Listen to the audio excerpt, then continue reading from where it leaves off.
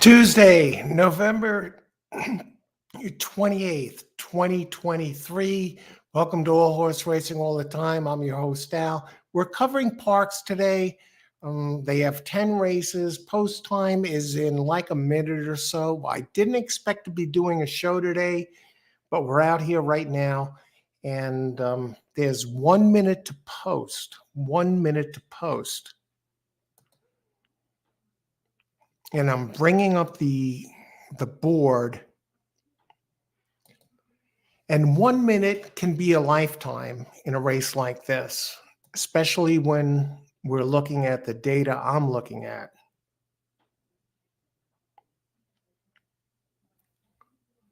Emerson, good morning. Good luck today.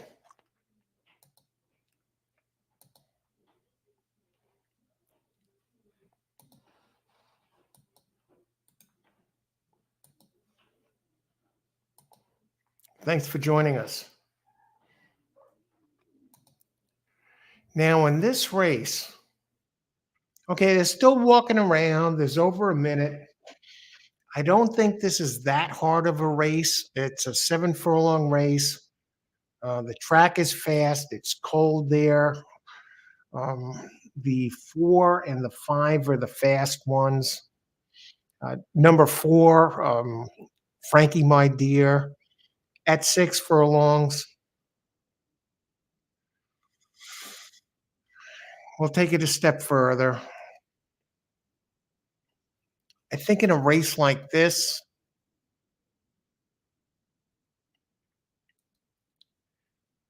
we're just going to try and hit something, make a few bucks.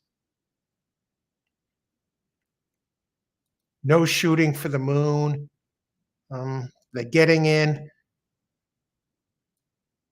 Race 1, I'll give you some.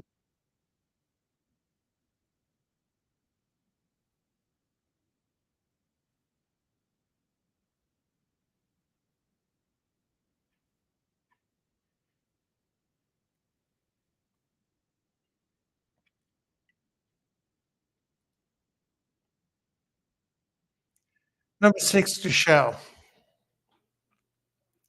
Race 1, number 6 to show. I like the last race. We're not going to try and make it rain here.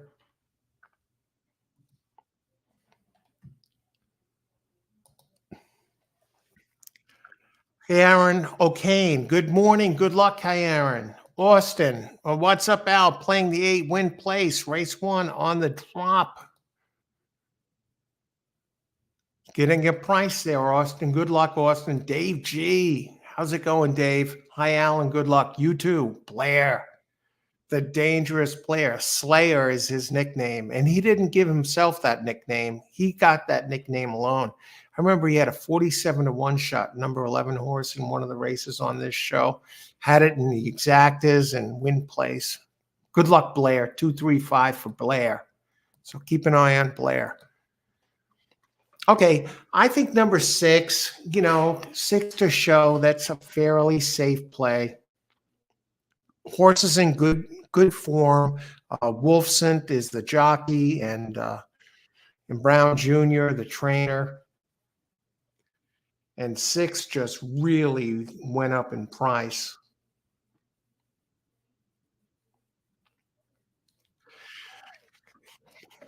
I mean, this is a shaky group here, claiming 7,500.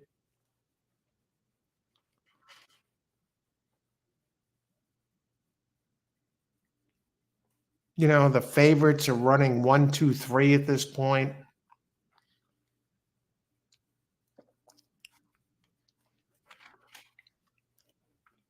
My 6 is coming up the rail, saving some ground.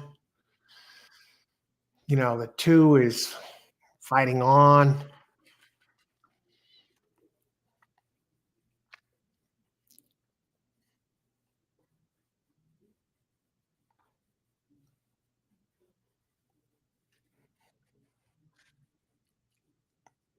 All right, we hit the opening play. Show bet on number 6. one for one out of one race. It doesn't get much better. I wasn't going to try and do anything crazy with this with the late start, but we get it there, get it home here, and we're up a little bit after one race. It's crazy, right? You start late and you come out and you hit the first race. And then there are other days where you prepare and do all these things, go through the, you know, gymnastics of putting things together, and nothing happens. Okay, so race one, we connect. Let's go back and see who all the happy campers are. Let's look at the numbers, who came in. Finishing position 6. I can't believe 6, 9-1. Finishing order in that race.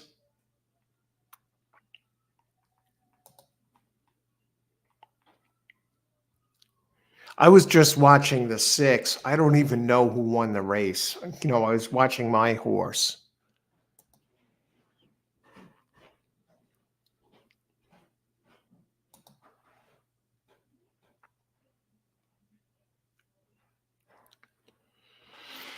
Wow, 6 is going to be a decent payout for show, as long as some of the other ones didn't come in. 3, 5.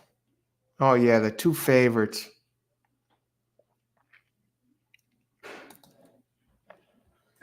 Well, 3 wasn't really a favorite. 3, 5, 6, 2, 3, 5. Let's look at the pools.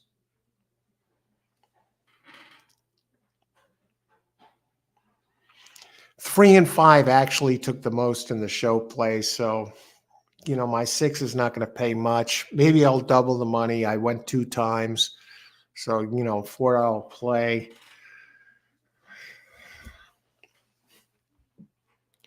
Yesterday, I actually put in a play on a winning. I gave out a winning pick, and I said what my play was going to be. And I got to catching up in the chat and talking with everyone and looking at the horses. And then I went back and I saw, and it dawned on me, I never put in my bet. I would have won, and wouldn't have been much, but I never got the bet in. So I didn't win. I gave it out on the show, but it was like, holy crap, because I was scrolled back and then it hit me. I didn't make it. Okay, Blair has 2, 3, 5. Okay, 3, 5. $1 exacta. That's a great exacta. Great job, Blair. Blair comes right in, hitting from the start, out of the starting gate. That's a 26-1, 25-1 exacta. Excellent job, Blair. Who else? Let's catch up on the chat here.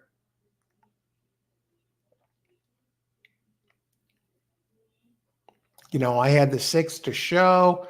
Tuner. Hey, Tuner. How's it going today? Good luck today. Okay. Race 1, pick 3, 5. Was it 5 or 3 that won that race?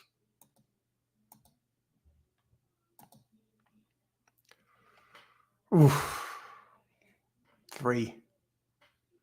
Blair. Boom. Yes.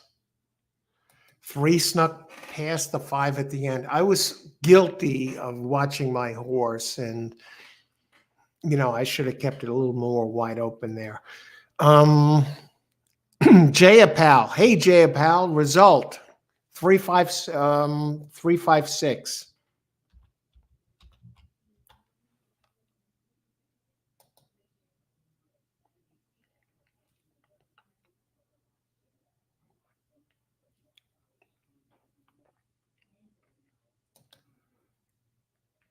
you know, 356.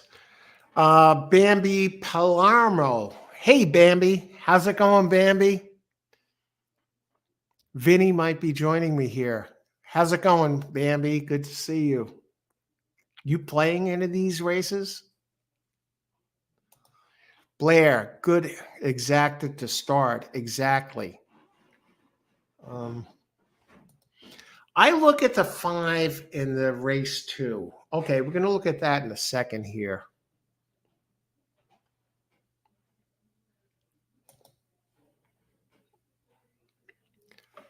All right, we're off to start here.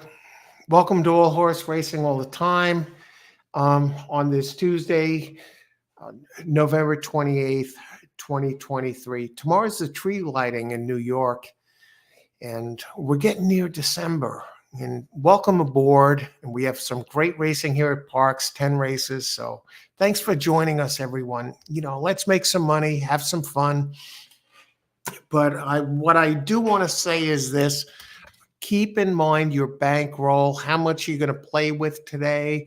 Maybe say, okay, I have $25 to play the races, or I have 50, maybe I have 200. It depends on how much money you make and what you're comfortable with, what you can afford to play with.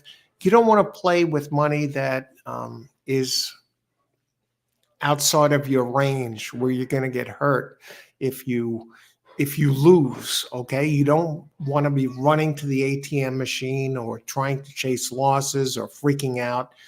You want to play these races with ice water in your veins. So set a limit in mind. And my best suggestion is to look over the races beforehand, and this way the races that you're going to play and your best opportunities. But you don't want to get hurt playing the races. It's a fun game. It's been played since the 1700s here in America, and it draws a big crowd, celebrities, the average folk, the downtrodden, all of them. And it's a really it's a challenging game, and it offers opportunities for those who put the work in and look over the horses. So it's not like pulling the lever on a slot machine where you have no idea what's going on.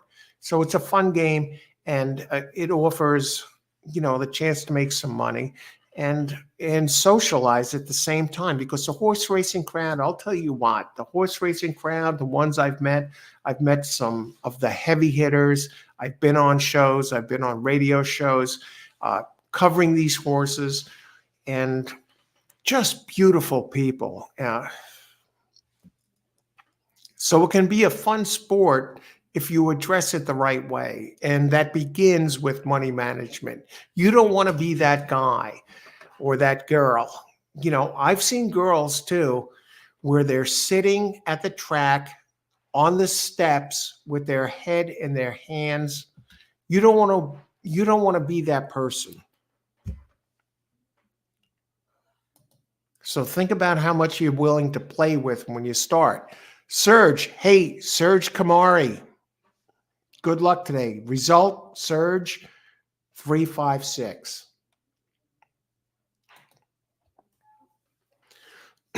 Dave J. Hey, everyone, hit the like button if you haven't. Dave, I'm glad you enjoy the show. And yes, if you enjoy the show, hit that like button. If you don't like it, hit the dislike. But feedback is always welcome. Thanks, Dave G. Thanks for the reminder there. Philadelphia race results, Sergi. Here it is again, 356. Good luck today. Thanks for joining us.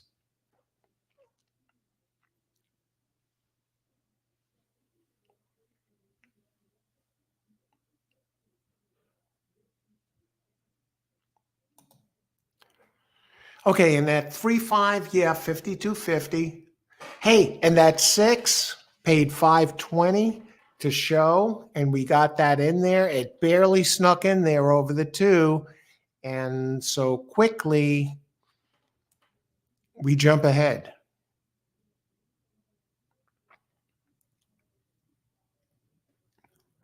$10.40 back for a $4 bet. So we're up $6.40. There it is. And we came in late and gave the thing right out right here. But we still have to go forward, race 2. And race 2 has no scratches. It's a maiden race. 6 furlongs. Purse only 22K. Let's take a look. We have Paco Lopez on the number 2, Try Harder. Opens at 3-1 and currently 3-5. And Paco is winning at 28% at this track. And yeah, if that's got, I think it's going to be even less than 3-5.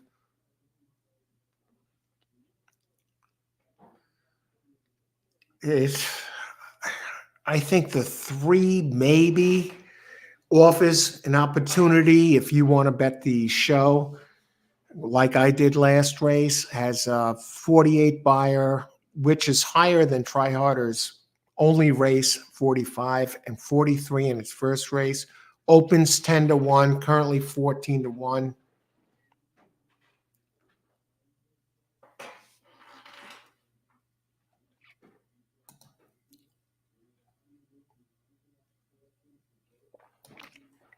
Pick 4 from Austin. Race 2, 1, 2, 5.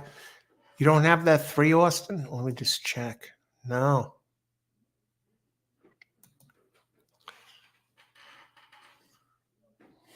Okay, let's talk pace here.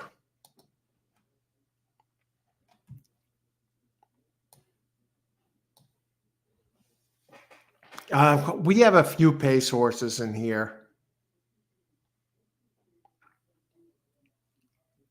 I mean, 5 and 6 are going to be bumping heads.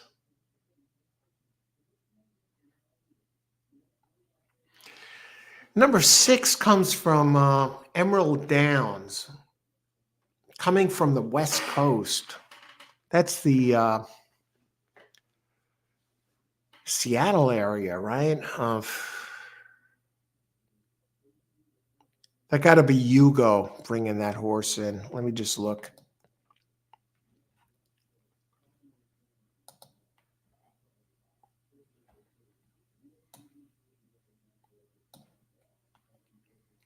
Yeah, Hugo Padilla.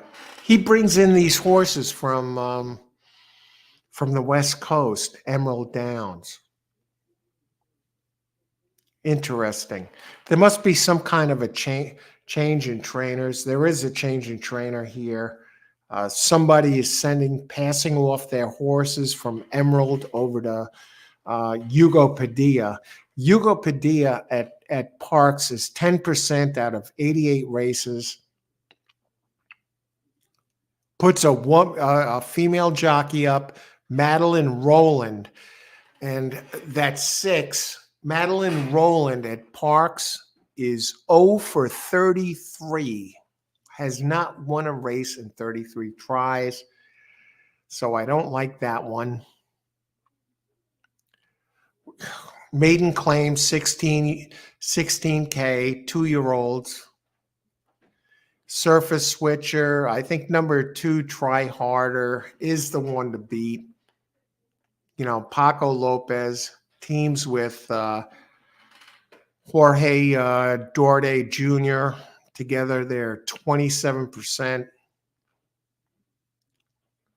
4 is a first-time starter. From a sneaky trainer, 14, Padilla Preciado, Ernesto Padilla Preciado. Teams with a jockey at 23%, Joser Rangel with a 4.31 ROI. So watch the 4.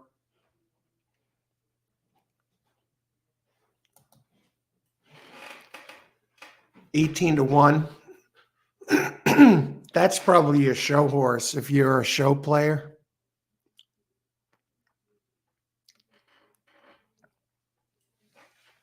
And today's coffee, we're going back to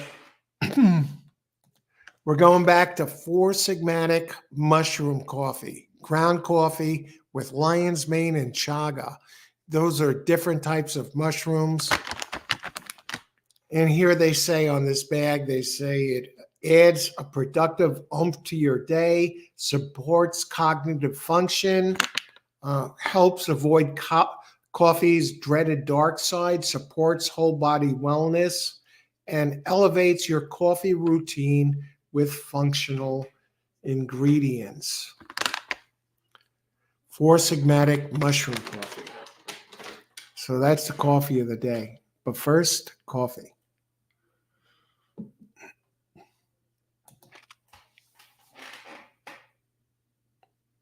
The four interests me with this Wrangel and Padilla Preciado.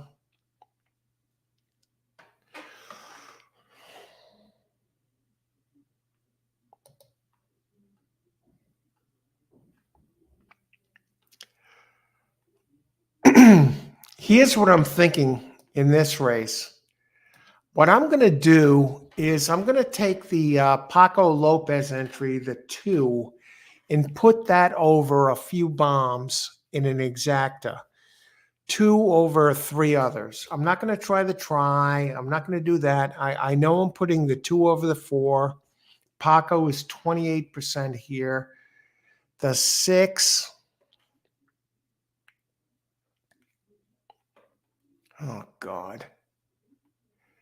The 6 has early speed, but is too slow. 5 got to be a contender, yeah.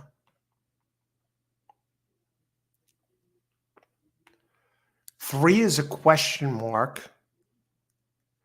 I think 3 is very interesting because it's been running on turf. It's dropping in class for a trainer, Miguel Penaloza. When Miguel drops in class, he's in the money 48% of the time with a 2.07 ROI, and that's covering 250 races with a 14% winning percentage. And the surface switch, now it did not finish the last race, and that was on October 23rd. So I'm looking for a third just to slip under there. You know, we're going to be ahead after 2 races either way. And I think this is a chance to make a few bucks.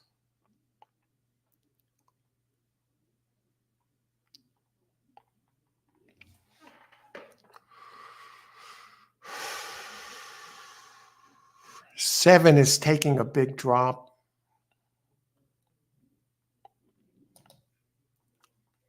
So yeah. 2 over 347, exacta in race 2. The 2 is 4 to 5, the 3 is 14 to 1, the 4 is 15 to 1, the 7 is 6 to 1. 2 over 347, race 2. 2 exacta.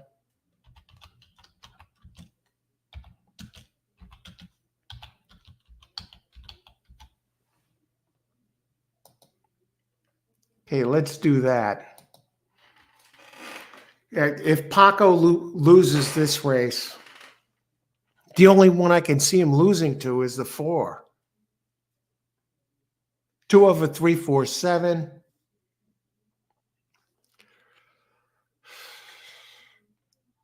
Tony Vasilino, what's up, Tony? Good morning, all. Race 2, 4 and 7 win bets. Daily double 24724 and pick 3 247. That 4 is dangerous. And exacta box 2437. Geez, we got the same 4 horses there, Tony. One of us should do okay. That's my play. 2 over 347. If Paco doesn't win here, call the police. Only one that can beat him, I think, is the 4. Emerson, 3. Yeah, we got some crazy, turf surface switchers who fit this race. Good luck, Emerson. Rich Lane, everything's going to be okay. Rich is in the house. How's it going, Rich? Good luck today. Great to see you. Hope you had a great Thanksgiving and great weekend. We're entering into that holiday season. December, Friday begins. Oh, my God, I'm losing my voice. Excuse me. Kevin Edge. How's it going, Kevin? 2347, 2347, 347. Try. Bunch of us here are on the same horses. Good luck, Kevin. Great to see you. Christopher, the bomb squad is here. Christopher has been hitting bombs for the last couple of weeks on this show. Tries, wins, like 8 win place, 814. Chris, why are you not picking any of my horses? Just kidding. Yeah, that's kind of an inside. Well, not an inside joke for those of you who are on the show. We, joke about that. Charlie Rodriguez, 258 box. Hey, Charlie, good luck today. Great to see you. Win on the 2. Yeah, and place on the 4. What's up, Al? Yeah. Ready to rock this here. Race 2 of 10.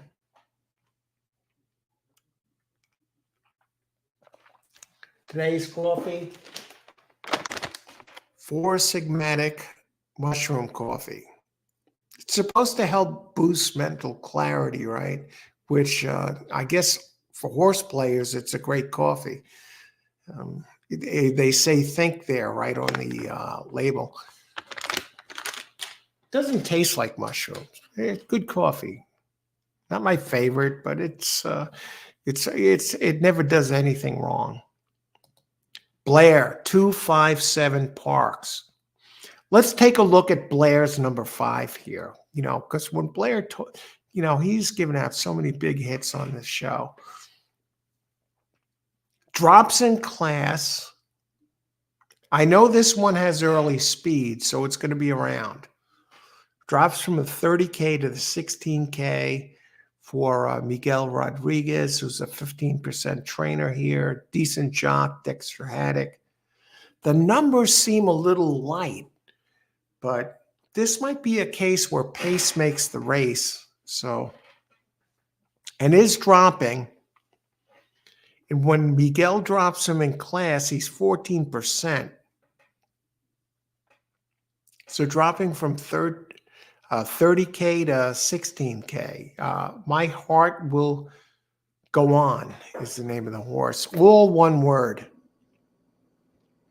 I saw a streak one time going back a few years where when they had all one word horses, if they had 17 letters in the name, they seemed to be winning all the time. 17 letters. I didn't count this one up, and I never went with that angle, but I noticed it. So let's see how many letters this one has.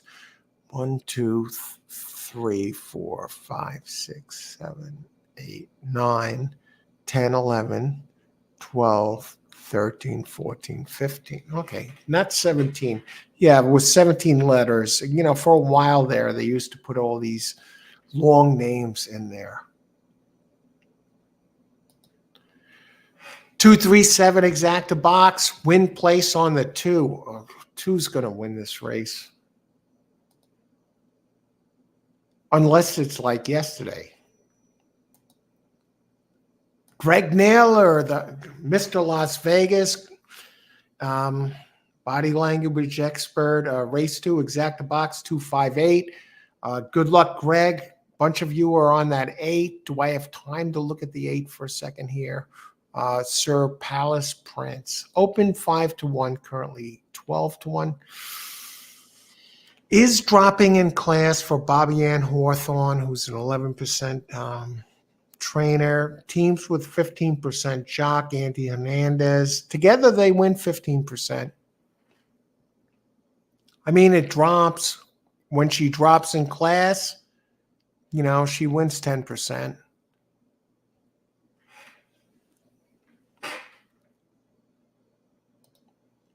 It's a 2-year-old race. Anything can happen here. Horses jump forward.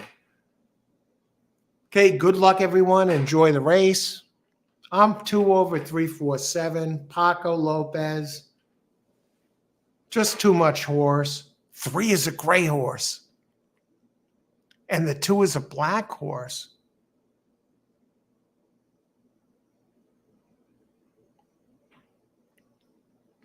Yeah, I like the setup so far. I bet 2 is 1-2 right now. The 4's around, the 3, 19-1. I love this setup. I'll be ahead no matter what happens this race. But Paco is at 3-5. Come on, Paco. Don't horse around. The 8 is there.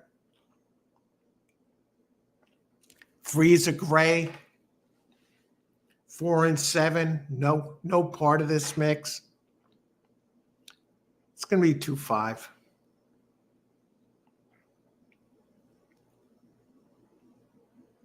Maybe.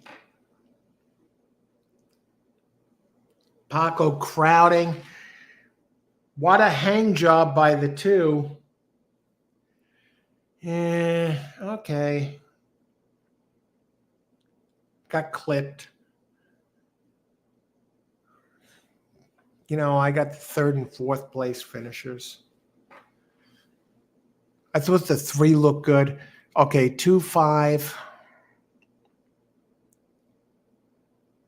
Paco Lopez. Now, if he lost on that horse, he would have needed an escort out of the building.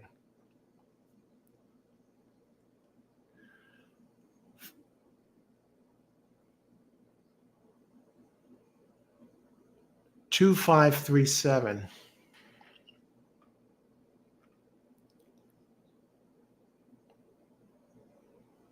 My heart will go on. 2, 5, 7, 3. Wow. The 7 caught the 3.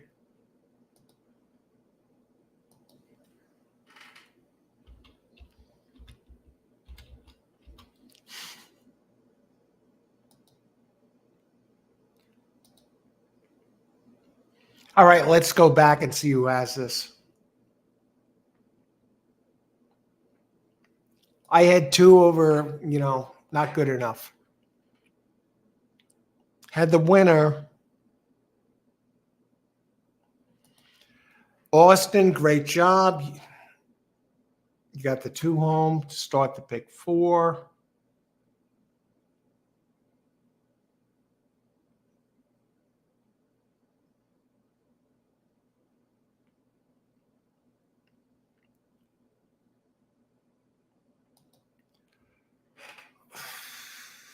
You had the first 2, Charlie.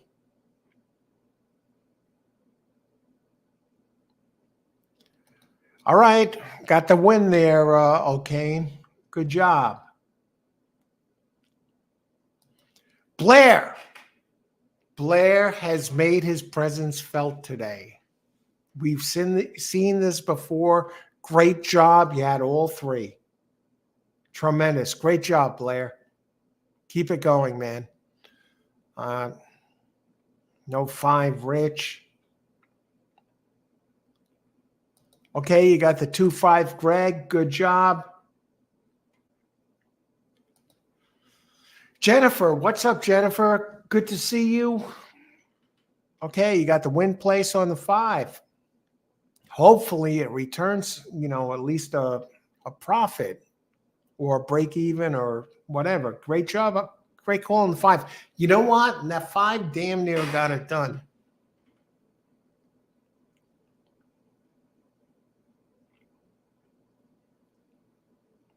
And that's the finishing order.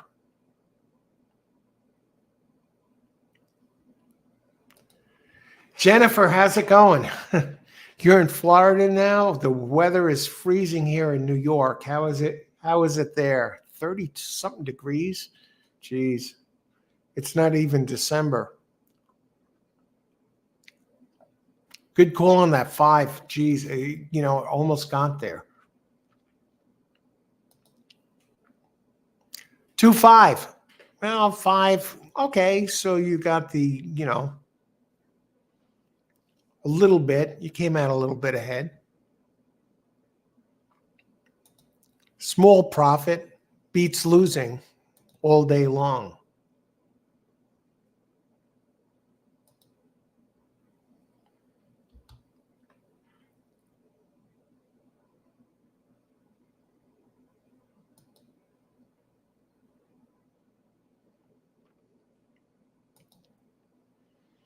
All right.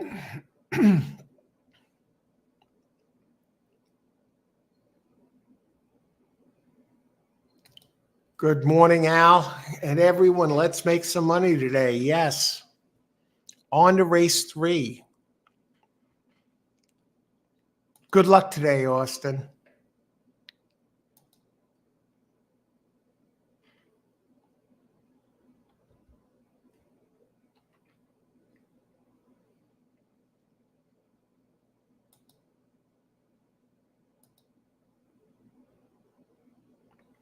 Okay, I'm going to step away just for a second here, and we'll be right back on to race 3.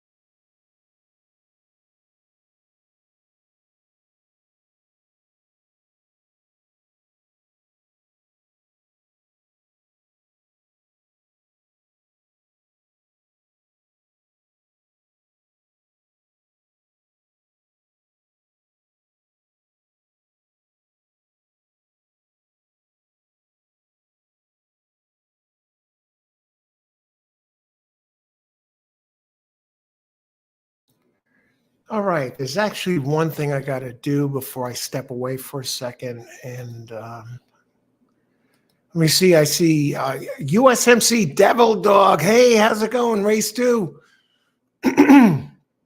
Race 2. Pick 3, 2. Great job. Single it. Get it home, man.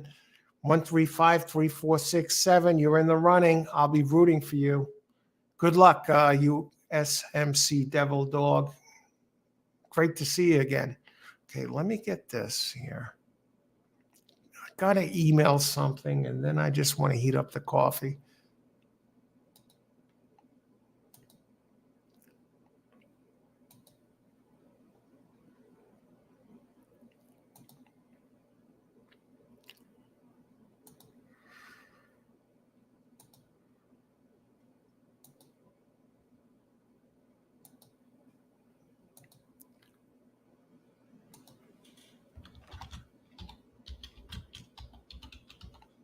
And then on to the third race.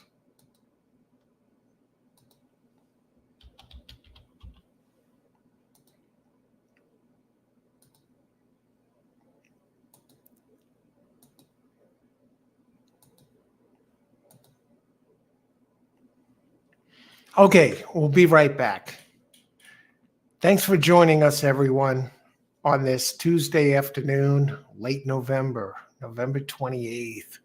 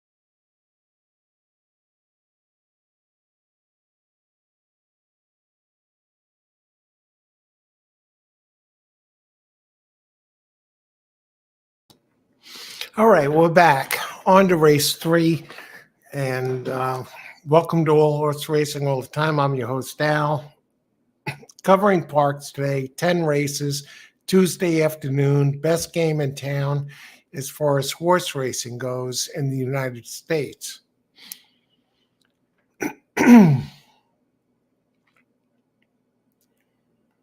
Let's catch up. Okay, Devil Dog nailed it down, gets the single home. You're out of the woods there, my friend. Great job. Get the single in the first leg. That's the best way to play these things, because if you go past the second leg, the third leg, all the numbers are blind. So you have some hidden bombs there, hopefully. Andy Show, number 7. Hey, good luck, Andy. Thanks for joining us today. Mahoning Valley, Mahoning. Okay, good luck, Blair, at Mahoning.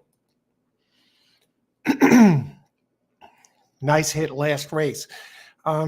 Big win. Bet on one horse here, race 3. Okay, let's take a look at this. How many minutes to post? 7 minutes. Okay. 1 and a 16th. I'm going to give you a winner here. There is a scratch. Number 2, Bookmarker, 5-2, who I didn't really like anyway. It had some nice sprint numbers. Bookmarker, number 2, the scratch, but its route race was horrible. Finished 9th, 17 lengths back. Number 3. Here's the thing with 3, and I can see where Austin's coming from. This one has a Kane as the name. For Michael Charles Arrow, 10% trainer here at Parx, 1,100, almost 1,200 races, 10% trainer. Getting spotted weight, and it has a pattern where it runs a good race, a bad race, a good race, a bad race, a good race, a bad race. It's due for a good race today.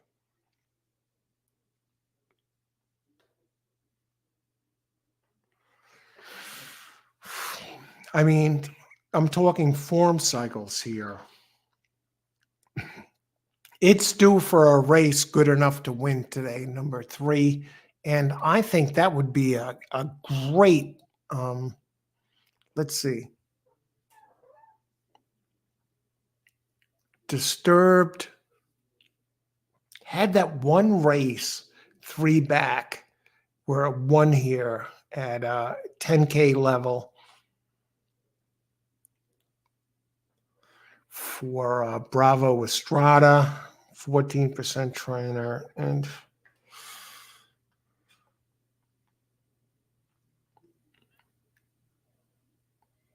you know, 5 from Scott Lake is a contender.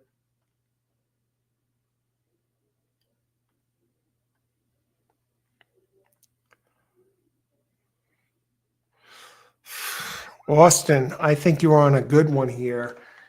And I'm actually going to go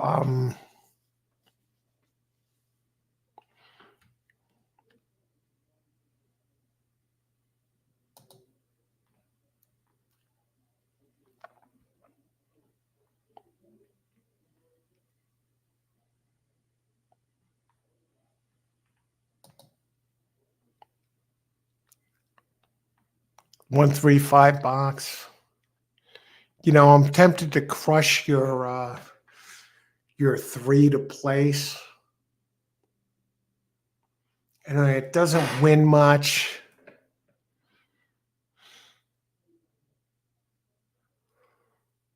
The jockey comes in light. Okay, number 3 to place. That's my bet, I think. I'm looking at the buyers. You know, is one really worth 4 to 5? No, not really.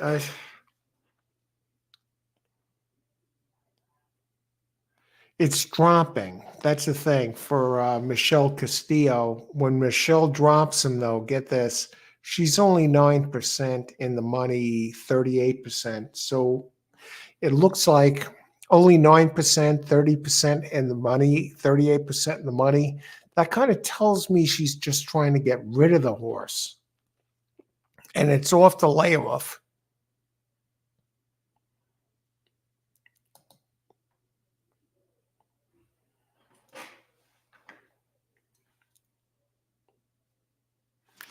Let's look at the pace. I'm thinking the three, Austin's number three, this Kane entry. Oh my God. Uh, it's going to have to come out of the clouds. Very slow early. Has the same jockey for the same, third time in a row. But that pattern,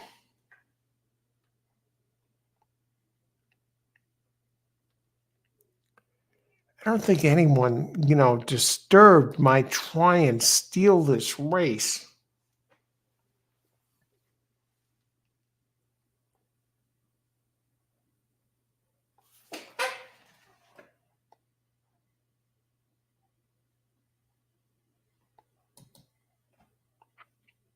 Number four.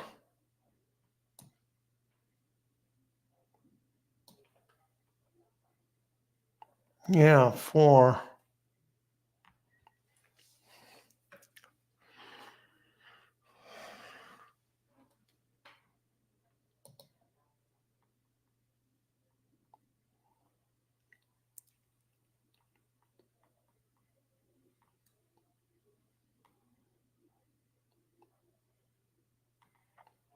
Everyone betting one.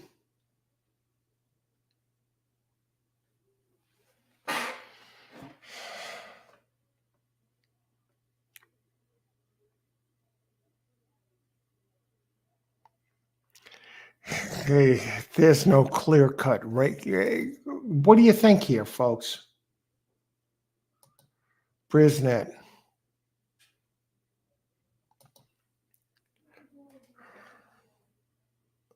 Brisnet. I have a link down below in the description area. Free Brisnet PPs.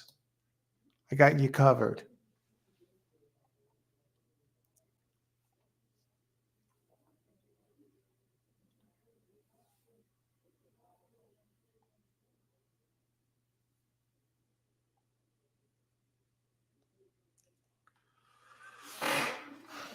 What about Staff Sergeant number 6? No.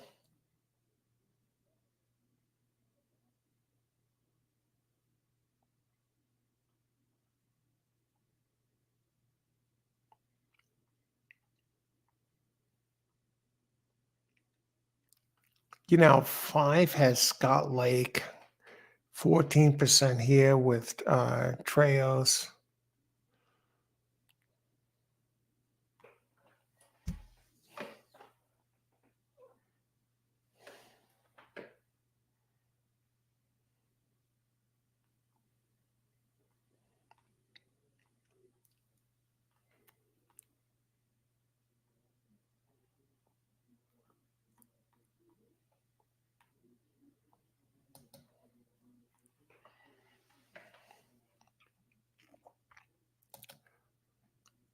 You know,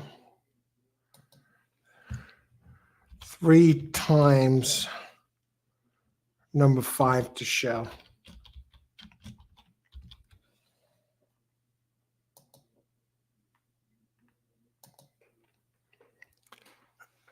Okay, and when I say 3 times, that means $6.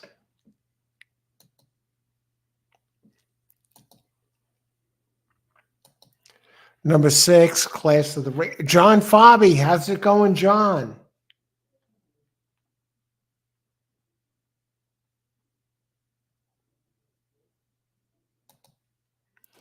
I have 3 for a place bet. I could see that. Sure. I mean, you're getting a price right now. This should be a good race. Christopher, 3-win place, 314 exact to try box. Good luck, Christopher. 1 to win. Yeah, what? Yeah, 1 can win. Uh, Good luck, Tony. Good afternoon. Longest shot on the board in a race. 5. 5 will be there.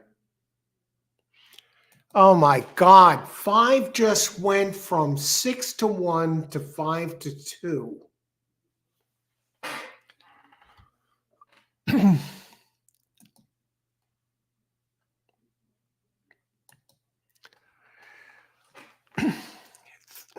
3 times number 5 to show went from 6 to 1 to 5 to 2 after the gate opened. Are you kidding me?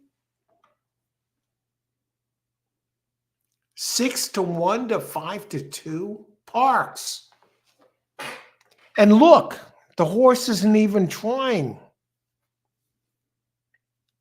If this horse misses the board, loping along this way, there's a serious problem.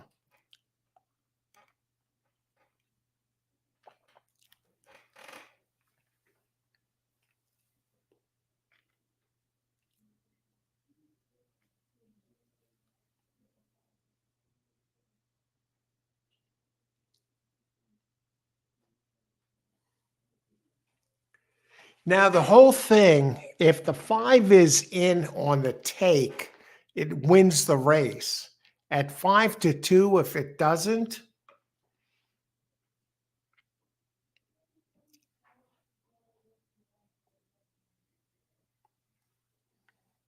all right, I hit the small show bet. Big fucking deal.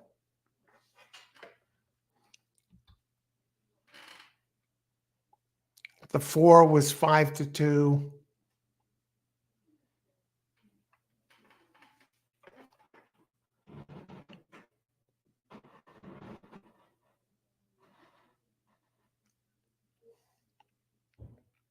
I'll make about 40 cents.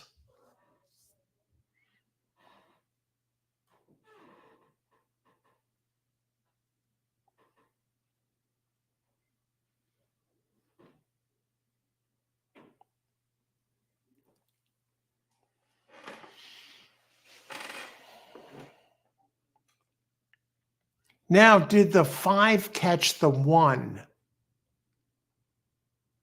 No.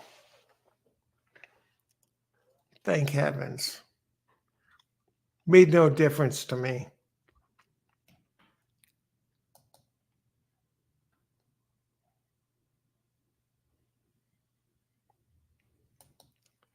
Francis Turner. Hey, Francis, 6314. Hey, Francis, good luck today. Thanks for joining.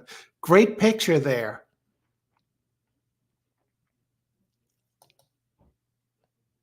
Luis Cabrera, 135.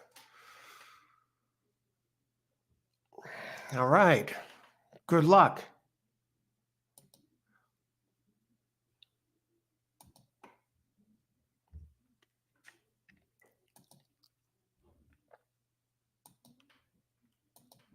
Johan. Hey, Johan. Good luck today.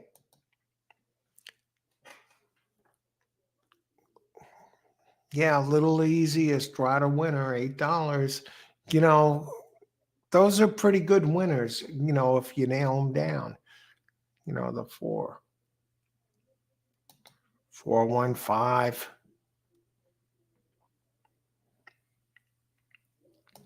Thunderhawk. Philadelphia Tracks looks heavy today. Wow. I don't know what makes you say that. It's been ice cold. It's bone dry.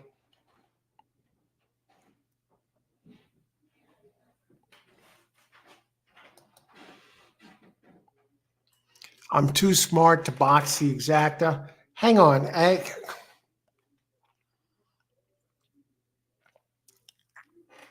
1 second.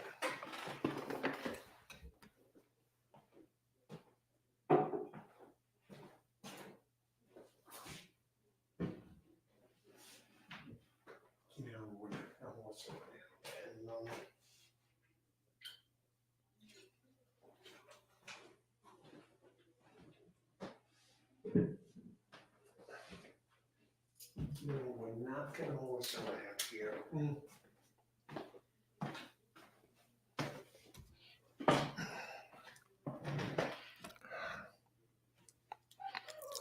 Okay, catching up on chat. Oh, well, yeah. Well, the good news is I got another hit there, and I'm ahead for the day. Francis. Hey, everyone. Brooklyn guy, Vinny Bracco. And it's time to get serious after a few races. Well, we've been serious, but you know what I mean. I'm being kind of humorous here, or at least a feeble attempt at humor. We're going to bring on a guy that knows about the horses and knows about sports betting. And I'm going to bring him on right now. Some of you know him. Hey, Alley boy, how are you? Vinny, how's it going today? It's going good. Hey, Jen. Hey, everybody in the chat. How you guys doing? I just Brooklyn lost. guy, Vinny Bracco. Vinny, I just want to go back and mention something. I saw one of your shows, one of your previous shows. Yeah. I mean, you've done different things. You've, along the way, you actually performed on stage at Dangerfields as a comedian for a few Yeah. nights. Well, I was asked back. My friend had a birthday who's a comedian, and he asked me to come up and do a bit for about 12 minutes, and I did. I had done Pips way back, and I did LA in 97. And yeah, I did it. It was a lot of fun just being on that stage where all my idols had graced, and I felt embarrassed me being up there with, you know, if those walls could talk, but I did it and it was a bucket list thing and I was grateful and I had a great time. Wow. And you knew Andrew Dice Clay? Yeah. I knew Clay back from the early 80s. We used to hang out at Pips and I knew him, Otto and George, who passed away, ventriloquist act. The thing about Andy Clay was when he got the role in Wise Guy, show from the 80s with Ken Wall. He was all excited because it was supposed to be about Brooklyn. Ken Wall was from Brooklyn. He didn't realize until he read the fine print that it was being filmed in Vancouver. And he went crazy because he told his mother, I got a job. I'm going to be here for you. Mom lived a few blocks away, like Ocean Avenue, I think. And he ended up having to go to Vancouver. And the first he got off the plane, he goes to the hot set where they're going to start filming. And he sees in the background, the Rogers or whatever it was, Center, Centre. That's how they spell it in French, Center. And he said, who's going to believe this? Who's going to believe this? It was hilarious. He was a good guy. And then my wife at the time, well, she's my girlfriend at the time. I introduced her to him and she couldn't believe it. I said, you want to meet Dice Clay? She goes, no, really? I said, yeah, come on. And he goes, hey, Ben, how you doing? She looked at me like I was crazy. Now, was this before the time where he was doing the cigarette behind the head and all that? Or no, that was just about the time, 1984. Yeah. When I saw him on that HBO special, I think I was watching with a bunch of people. We were all going nuts. It was, laughing. It was one of the funniest things I ever saw. Yeah. Yeah, he was very funny. Yeah. Yeah. One of his best lines was he'd go to the front. He'd say, he goes, you wanted to be in the front, baby, huh? He goes, well, you got it. He goes, let me ask you a question. He asks the guy, is she any good in bed? So he goes, come on, no, really, is she getting any good in bed? So the guy says, yeah. He goes, let me ask you another question. How do you think she got to be that good? Oh my God. He was very funny. He was funny. He was a nice guy too. Yeah, a friend of mine knew him. Nice guy. Oh, well, met him. He worked in a tailor at one time. A guy I used to work with on one of my jobs. One time he was a tailor and he came in for his suits. And he was like, "Yeah, he came in. He seemed like a nice guy." Yeah, Yeah. a lot of them are. A lot of them are very nice. So you've done stand up. Yeah. How do you come up with those acts? And Um, you prepare, you write things down, you come up with ideas, you look at stories in the news. I mean, yeah, yeah, a lot of it is, or the life experience. so yeah, Jen, I know of Michael. I've never met him. He's funny. No, I do a lot off the cuff. Like, I know what's going on. I try to be fairly well read, and probably not as much as I should be, but I work the crowd really. I get a sense of what's going on. I have a couple of standard jokes, like the place was dark once and the lights went on for a second because someone lost a watch. So while the performer was, so I said, yeah, oh my God, that brings me back to a terrible memory. I said, at the time I was 57 when I did this. I said, my God, I'm 57. I was doing a karaoke show and the lights are down, so the waitress finally sees me when the lights go up. She goes, oh my God, you wouldn't last 10 seconds with me. I said, I got to do it twice, and that kind of thing. So there are a lot of, little reminders of jokes that'll come to you after a while. So I try to base it on that. And I hope that I hit on a couple. Once you get them laughing once, they think they have to laugh. It's like, Al, Oh, really? I've That's an done, angle I haven't thought of. I've done stuff in a restaurant night. So Comedian. if you bomb twice, even if you're good, you're gonna bomb. Yeah, it's like watching a baseball game and a guy that comes up has looked terrible against this pitcher 3 times in a row. You say, oh, he doesn't have a shot. This guy just can't hit this guy. When you go to a restaurant to perform when they have comedy night at a restaurant, people go to a restaurant to eat. Generally speaking, their minds are not geared to, oh, when I go here, I laugh. When you go to a comedy club at night, first of all, you are expecting to be entertained. At a restaurant, you're expected to eat, and all your memories are from eating at that restaurant. So if someone says something funny, the brain takes it in a different way, opposed to if you're out for the night expecting to be entertained. And if you hear other people laugh, you automatically think you're supposed to be having a good time. We're in a restaurant, you really better be spot on because you're not geared for that. Where at a comedy shop, you kind of the deck is stacked. They're expecting to be entertained. And that's how I look at it. So I would never do a restaurant because I don't feel I'm good enough. I So can a get away with it. restaurant is harder than a comedy club. Absolutely. Absolutely. Now, one story that comes back to me, I don't want to put you on the spot, but one story that comes back to me, and it's from one of your archives, maybe a couple of years ago, and you told a story about how you went and you sang karaoke and you sang at a wedding or something, and it was for, I don't know, $500. I don't know the exact amount, but then after the show was over, after the wedding was over, the guy came up to you and gave you an envelope with $5,000 because you did so good. Yeah, that was a long time ago. It was, I think, I mean, you put the crowd on their 3,000, ass, I think and it was. He asked me if I could do a song for his wife. Her mother had just passed, oh my God. and I had never done it before. I knew of it, but if you asked me to hum it, I'd be out of step. And I just said, shit, man. And he didn't say, I'll pay you to do it or anything. I said, yeah, sure. So there was no pressure on me. And I said, I don't know it great. He goes, it's okay. Can you just do it? And it was up in, I believe it was the Marina Del Rey. It was a Wise Guy joint. And I did it. And he said, this is for you. It was with the pay.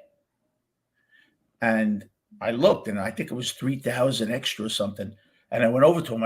I thought it didn't have my name on it, so I thought maybe that was payment to the the maitre d' toward the restaurant or something. I think you gave me the wrong envelope. You gave me this. I think it's meant for one of the other people, because he had a couple of envelopes. He said, no, that's for you. Thank you so much for doing right. that. And you tried to stuff it back in his pocket. Yeah, he goes, no. Yeah, I think you took the wrong. Yeah, and that was amazing. And I never sang that song again, nor would I try. Now, Vinny is a great singer. If you have never heard him, he has some, oh my God, he's Not like, great. he's not like some guy just singing around. He's like belting it out, with a big booming voice. And so, yeah. No. But, I could see the guy giving you money, but, and you're likable too. So that helps. I just want to get to Tony. Tony, I do have a sport. Yeah. For those of you who don't know, I used to move for the Kosher Connection, the MIT guys in the 90s. And I have a lot of hookups with the MIT guys in Vegas. We have a sports service, Tony. I don't do it on my show because I don't know, that's not the right forum to do it with what I talk about. But yeah, I have lovethehits@gmail.com. If you want to contact me, we have a service. We're 52 and 36. Our best bets are maybe 15-9 or something like that. We do very well. Last year we had Al could tell you, he's asked me for some games to bail him out, and I've done it for him. Bail me out. I bet $5 a game if I do bet. So you just let me know if you need it. Lovethehits@gmail.com. I'm no sports bettor, but Vinny, okay. No, I'm no sports bettor. Yeah, Laloy, yeah, I could sing Sinatra. I like Sinatra. What do you think about Joe Piscopo with Sinatra? Pretty good? Yeah, I thought he was good. It was a very good year. I sang it a couple of weeks ago, Laloy, and that always got to me. That song. It's a great song. I like the songs that the songs that Sinatra are known for. I like, but some of them that aren't quite the ones that you'd say, "Can you sing this?" Well, you can't say anything now; he's dead. But you know what I mean. It was a very good year. When I was 25, I listened to that song, and it meant something to me. But yeah, Sinatra's great. What do you think about this?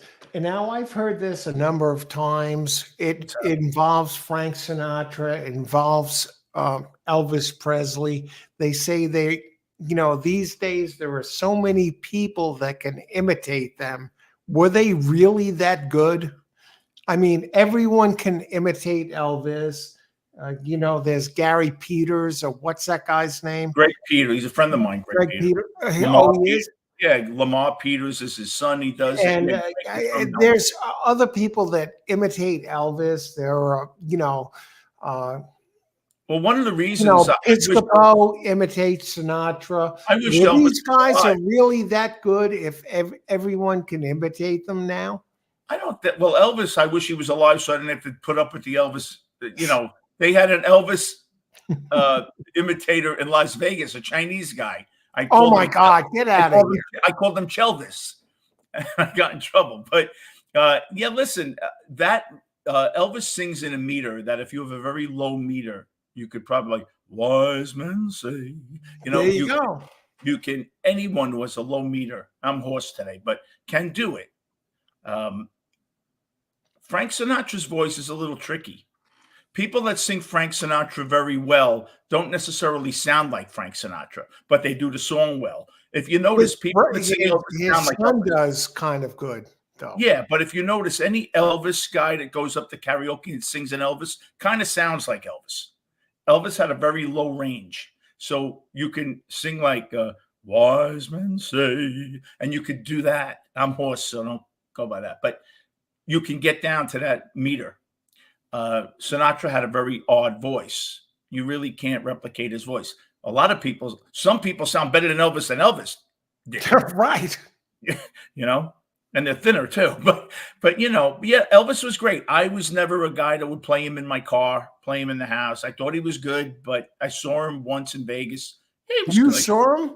Yeah, I was a kid. I was about 13. I think he died in Were 77. you blown away when you I saw was a him? kid. I was 13. Okay. I thought he was. I just wanted to see him because, like, oh my God, Elvis. But Yeah, Viva he was good. Las Vegas. He was good. He was pretty good. He did a nice show. The guitar he swung around his back and he started dancing. He Well, yeah. put on a show. I'm a Beatle guy. Well, yeah, same here. And I I know. saw a show, a Journey concert, and they had a Chinese guy that filled in for Steve Perry. Perry. Yeah. And Yeah. it's like Steve Perry, the voice. I mean, this guy had the voice from the gods, and he sounded as good, if not better, than Perry. Yeah, that guy's pretty And good. he sounded just like him. Yeah, I know who you're talking about. He's actually very good. Also, the guy that now sings What for the band, became Yes. of him?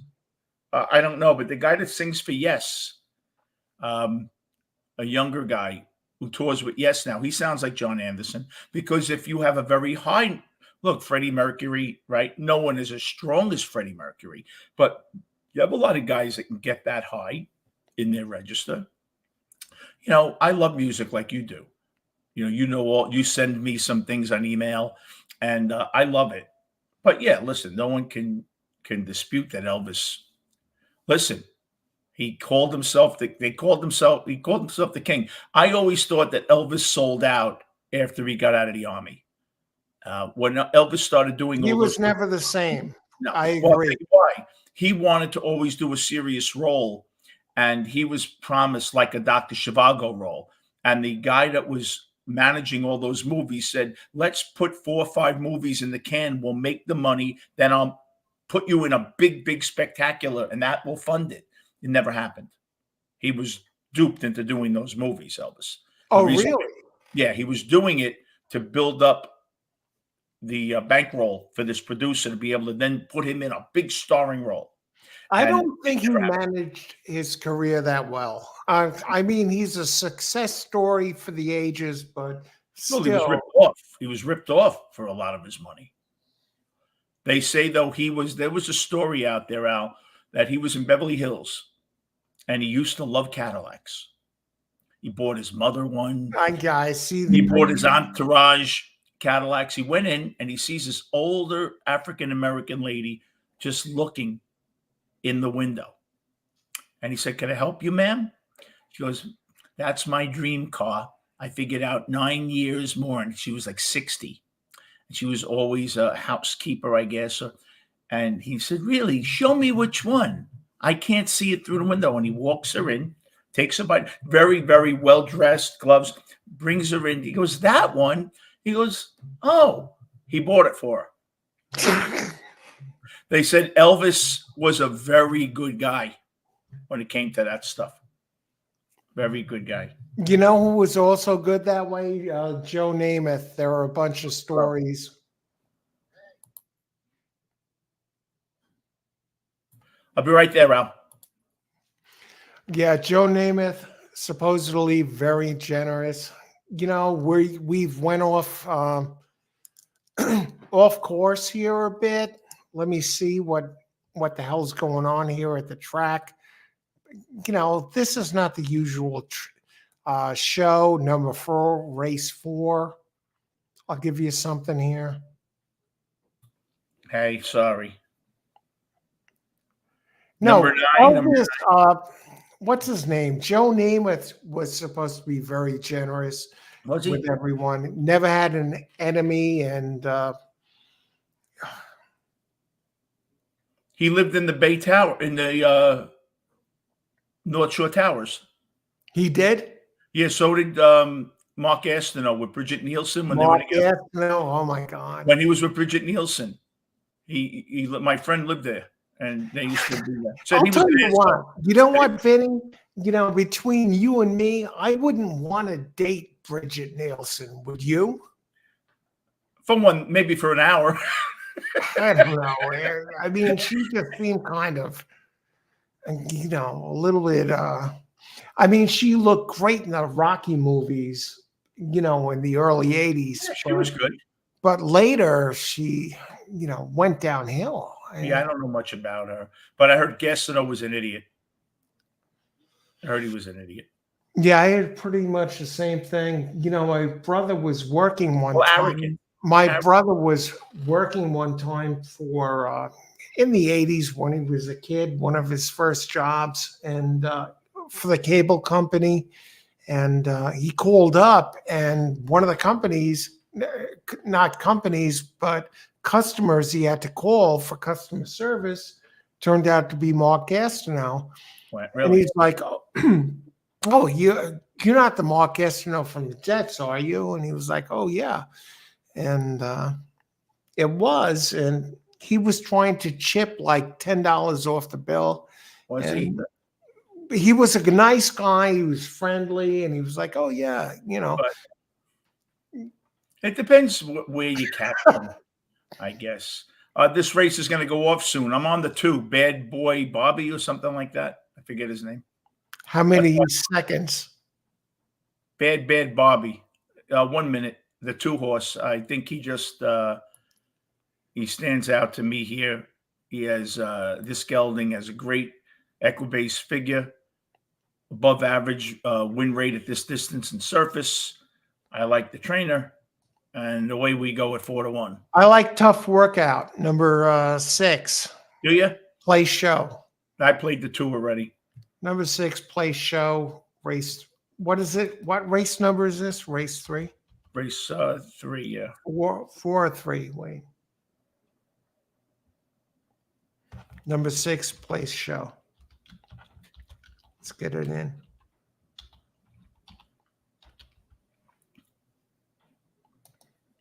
I believe, Al, in luck more than anything. No way. I woke up with the number 5 in my mind. Number 5 in my mind. I went downstairs. It was early in the morning. It was 5:55 on the digital. I said, holy crap. I go outside. I see a license plate, 5 and then whatever. I went to the track. I went to the 5th race. I bet the 5. He finished 5th. But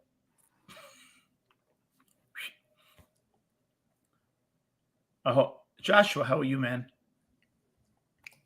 Johnny Mauer. Jennifer, that kid for Journey started at Planet Hollywood in Vegas. We heard him from the casino. We thought it was Steve Perry in the lounge. That's what I'm saying, Jennifer. He was amazing. A great fill-in. And Jennifer, race 4, exacta box 2, 3, 4. I'm on 6 to Place Show. And they're off. Good luck, everyone. Enjoy the race. Yes, good luck, everybody. Ice water in the veins, whether you lose your house, whether you win 10 grand, whether you pass on the race, same exact expression on your face after the race. I've originated your saying. I have ice water in the veins and noose around your neck. You want someone to come up to you with a cell phone and take a picture of your face, same exact expression. Absolutely. Now, Vinny, I can imagine if you lost, your house and someone came up to you with a cell phone, you'd not come to the house. You'd take care of them there at the track. No, I'm a nice guy, Al. I have this reputation of being a nut. No, Vinny, no, but my 2 is sitting. You know what I mean. I know what you're saying, Al. My 2 is, I don't know if he's going to hang. The 6 is hung. It's gone. 6 is gone. Nah, the 3 looks like the horse. The 2 is moving a little. You know what? You ever lean like you think you're on the horse? You start leaning. At least maybe on the 3rd. The 5 is the winner here. I just think the. What are the odds of the 5? I don't know. The 2 got to get up. Oh, come on, get third too, damn it. I think he'll get two. Third, yes. All right, Hey. Vin. Yeah, place and show, big deal. The 6, 4-1. Holy crap. What the Oh, Midnight Cat. Wow. 5, 9-1? Yeah. I got to go look back. 9-1 over the favorite, Scamp Walker, and then Bad Boy went Bad Bobby went down to 3-1. He got bet at the end.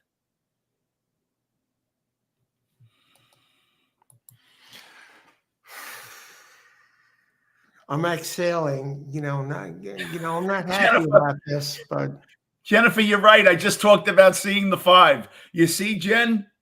I'm a moron. Jen smacked me through the TV. Here's my head. My God. What an idiot I am. 234, Jen. I should waterboard myself with this freaking cold coffee and end it right here. Well, you got 3, Jen. Oh, okay, 2-1. Good for you, man. Good, Chris. They actually say, Vinny, that waterboarding is like one of the worst tortures. Well, second to horse racing. Yeah, probably. It's like, yeah, probably. Even though they let them live, they think they're going to die. And yeah. Oh, it must be terrible. It's like drowning. You think it must have the same effect, like the sensation that you're drowning. It must be terrible. But generally speaking, if you're getting waterboarded, you probably deserve it.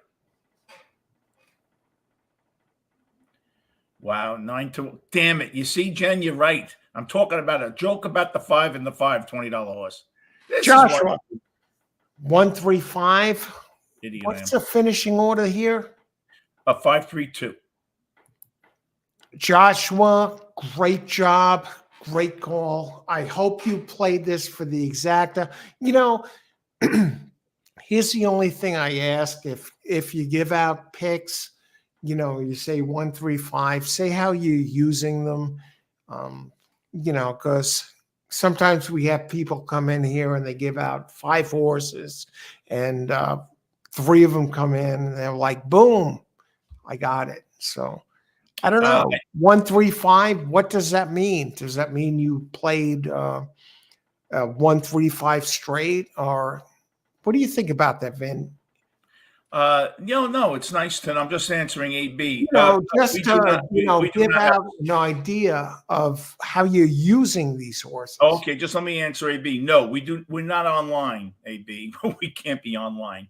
But no, but Al will tell you. You can contact me, lovethits@gmail.com, about my sports picks, Al. The guy was asking if we have a website. No, we do not. For reasons we don't. But it's legit. If you go back to my old shows, you'll see how we were doing. You should put out like 1, 3, 5, how you're using it. Absolutely. And I like, at least let us know, look at this. Like, here's an example, Austin, 5 win place, Devil Dog, he's giving out how he's using his picks. Me play show, and sometimes people just give out 3, 4 horses and they say nothing. And after, if a few come in, it's like, boom, I hit. Keith was saying Joshua just hit, boom. Let's go back and see what he has. Joshua, 1, 3, 5. I don't know. That tells me nothing, Joshua. No offense, but tell us how you use this play.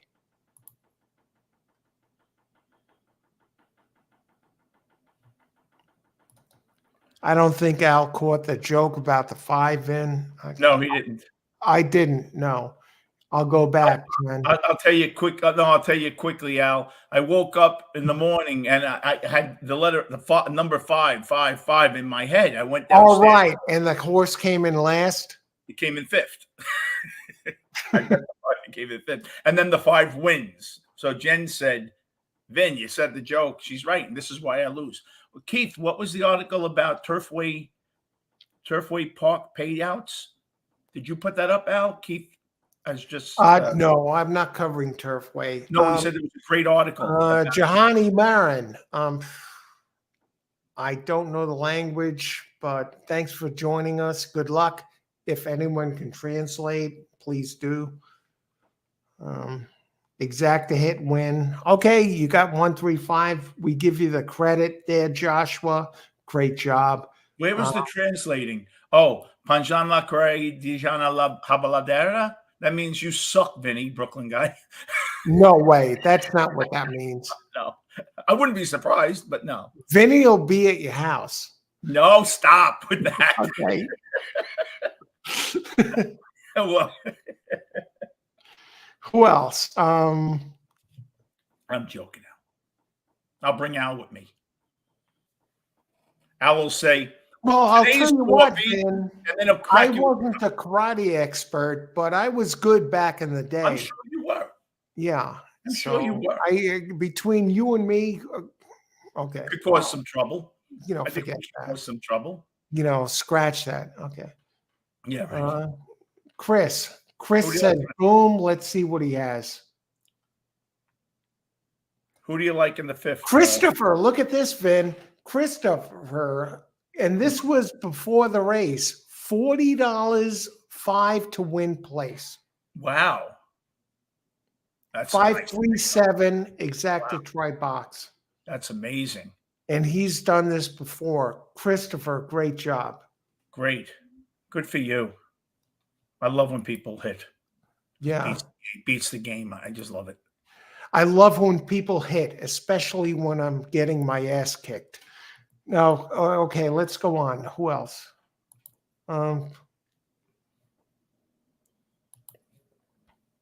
No, really, Keith. Yeah, he said Turfway ranks as the top for field size and payouts. Thank you. That's good to know. Yeah, I'm thinking about doing a Turfway show tomorrow night. I think Wednesday. Oh yeah. Yeah, they have a great track, and they have great purse sizes. 12, 13, 14 horse fields. I mean, it's a real challenge, but if you can hit, you get paid. You get prices there, yeah. Yes. I had a show last year, Vin, where I was through the first 9 races at Turfway, and I had hit every pick 3, daily double, the early pick 4, early pick 5, and really raked it as far as picks. Yeah, Keith. Yeah. Horse Racing Nation. I got to write that down. I got to go read that article. Thanks, guys. Good luck. Thanks, Christopher. Carlos gave you a horse yesterday. Al, Carlos gave you a horse yesterday. Carlos gave out a straight exacta pick in one race. Nice. I think it was a 4-6 exacta, and did a great job with that. Got it done.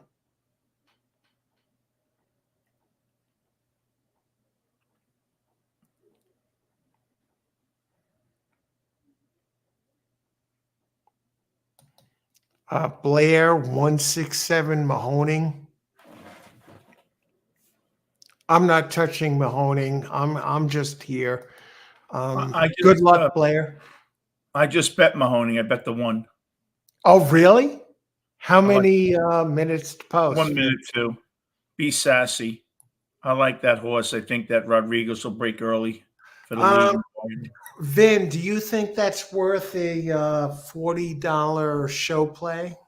The 1 you're not going to get. I would bet place. Okay. I think he's going to go out for the lead. It's a short race. Johnson Christopher. Hey, Johnson Christopher, race 4 results, please. 532 in in race 4, Johnson. 167 Mahoney. What do you think about Blair's 6 and 7? Blair is a very solid player who hits big long shots. 6 what? In Philly? In Parx? Mahoning. Mahoning? Let's see. Yeah, it's probably too late, right? Oh, might have a shot. Let me see. And you like the one already. Yeah, I like the 1. The 6 and the 7? Yeah. Um, Watch Vinny go here. the 6 has the overall figures. 6 is, it looks like the faster horse. At this distance, he's one of the, well, the 4 is the fastest horse at this distance. The 6, let's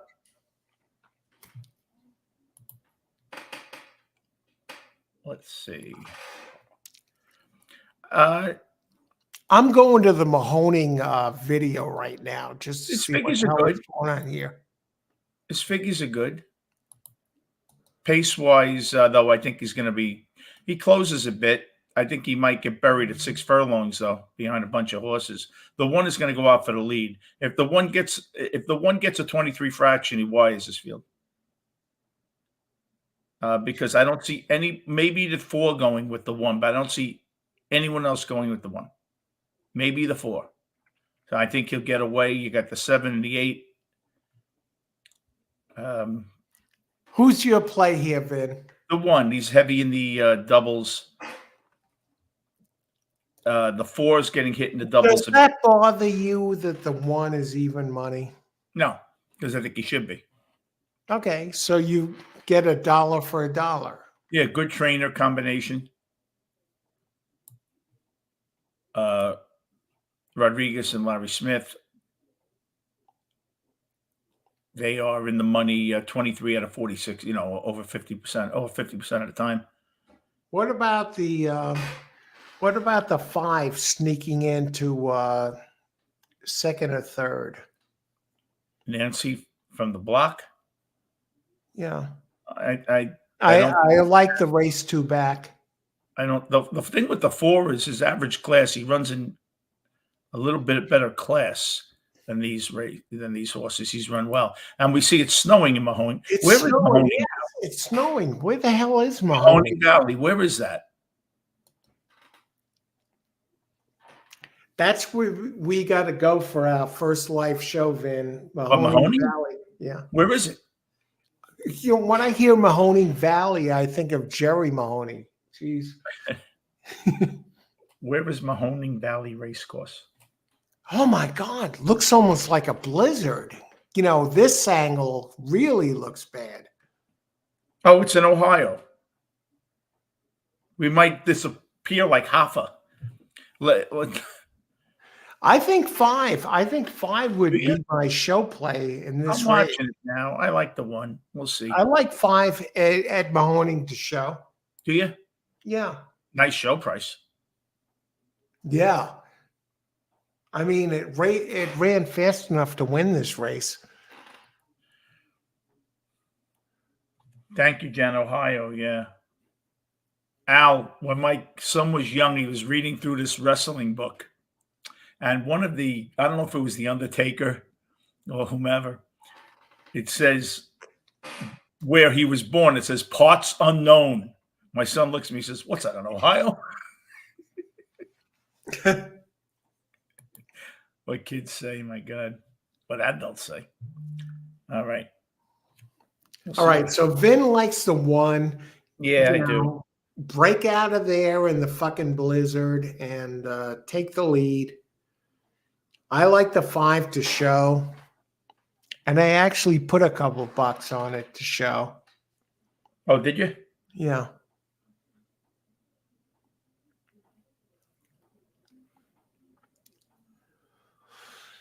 Oh my God. What's the matter? No, nothing. I mean, I'm just seeing the odds of the 2 leaders. Yeah, the 1 didn't get to the lead. He's sitting second, though. And the 4 is coming up the rail. I got 5 to show and almost a 23. 3 is backing up. The 8's getting away. So much for my 1. The 4's under a ride. The 1's under a ride. Here comes the 1. All right. It looks like the 8's finished, but we don't know. The 1 just went way wide. He has to have much the best to get to him. The 4's coming up the rail. The 1 is with no Vaseline. The 1's all over the track.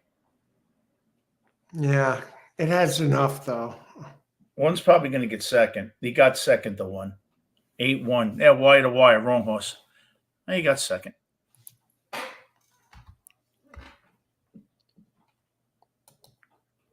What are you going to do? That's why they call it gambling.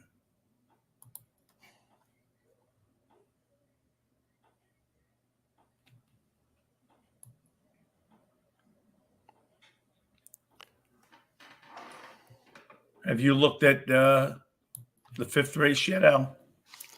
No, I'll look at it now.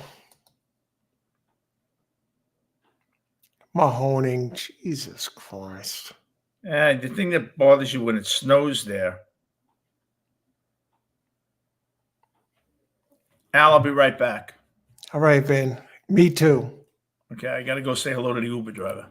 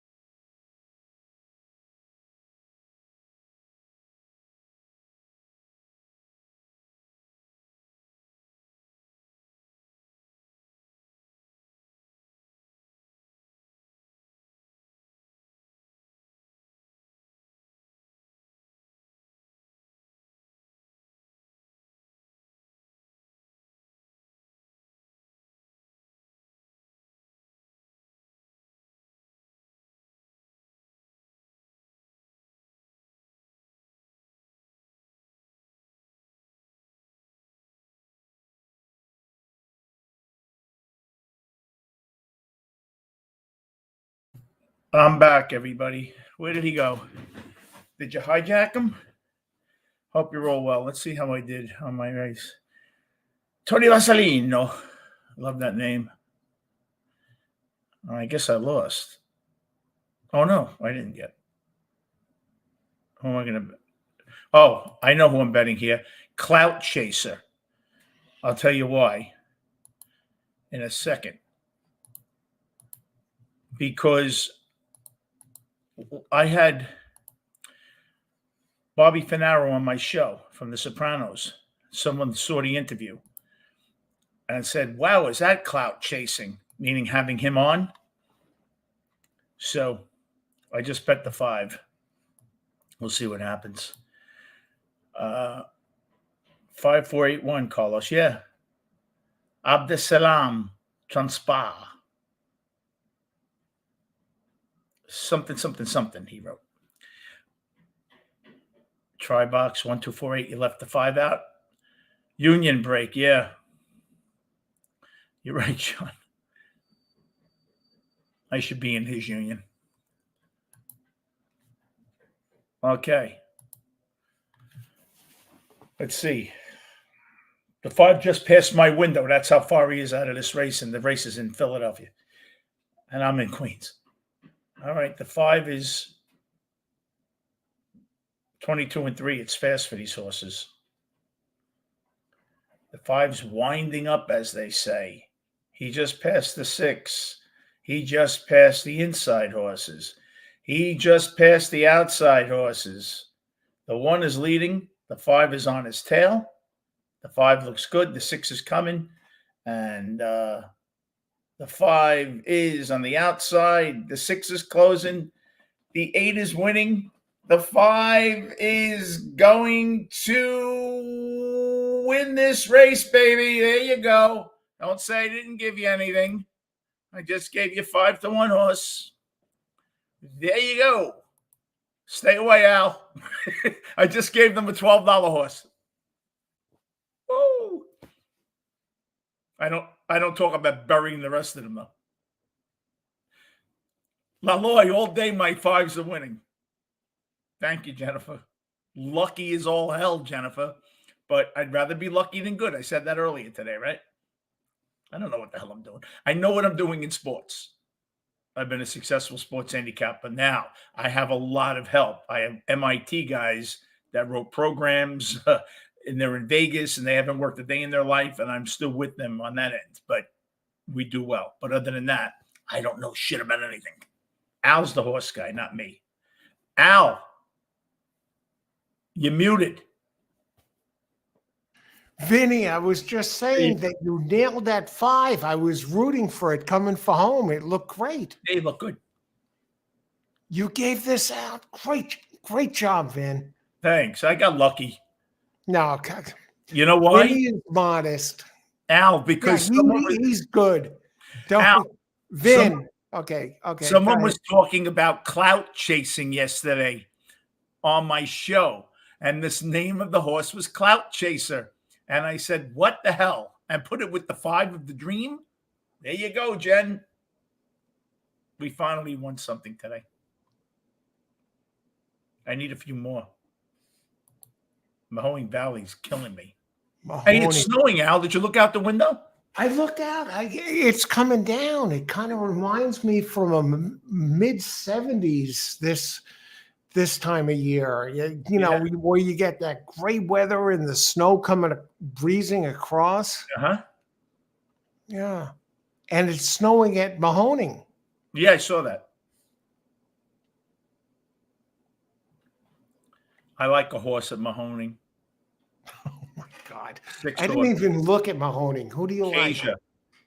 Kaja. The 6. What do you like about this one? Well, when I looked at the stats here, Speed Figures are terrific. The trainer has an 18% win rate with horses in this condition. He loves this distance. He loves the surface, and I love him. Okay, anyone who's watching right now, you hear what Vinny's breakdown was on this horse that he likes. He's not just throwing at a dartboard, picking the cat horses. picking the gray horses. He's giving you numbers and I bet them. I do bet the ones I'm giving you. I don't just give them I bet them. yeah. I might not bet them big, but I bet them.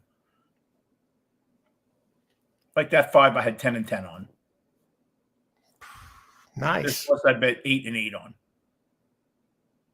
This casual, whatever else. Catching up on the stat. Kartik. Hey Kartik, how's it going? Good luck today. Alexander.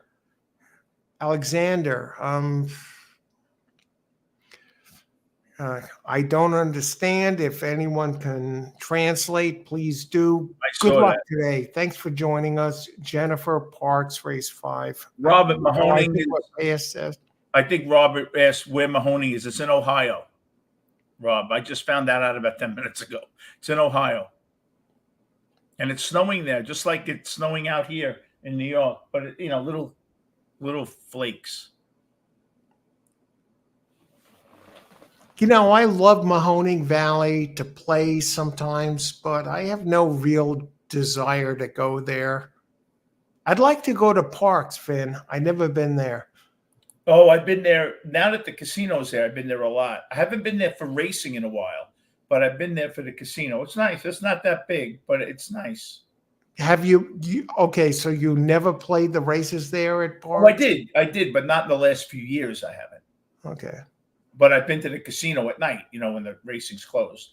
But I'd like to go for the races there. Yeah, I think it would be fun because we kind of have the mutual connection with John De Silva, and he's an official there. And the 6th race where? Mahoning, Carlos, or Parx? The 6th horse. Yeah, that's the horse I bet. No, you bet 5. No, now Kasia. You bet 5 and he won 1260. No, this horse now coming up, Mahoning. I like the 6 horse, Kasia. I have 5 minutes. I think that's the horse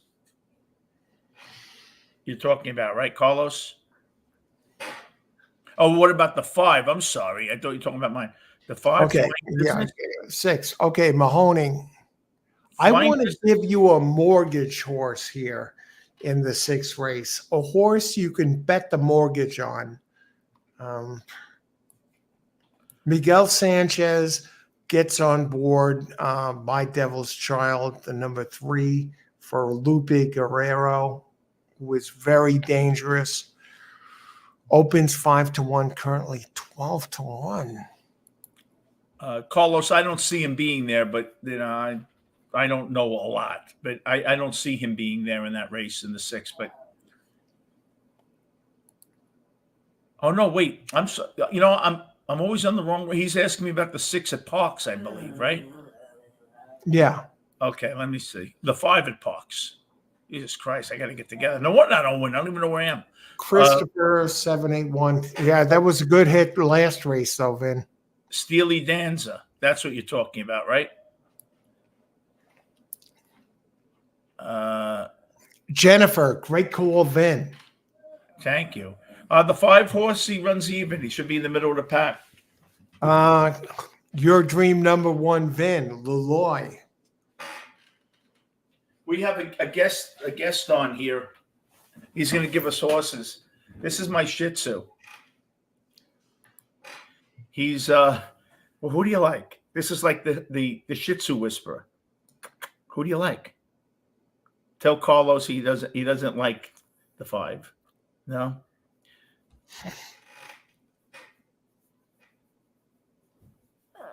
Okay. What are you growling about? Yes, Bob.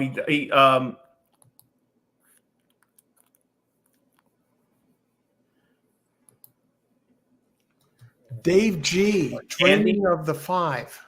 Ronald Dandy. Steel Danza. Well, he's in the 10 out of 27. He's in the money. Let me look more at this. Well, in this race, you got some cheap speed that's going to go out to the lead. The 6 is probably going to try to get the lead. and the Big City Bob from the rail won't want to get buried, so he'll go out. The 5 will probably be sitting like, I don't know, 5th.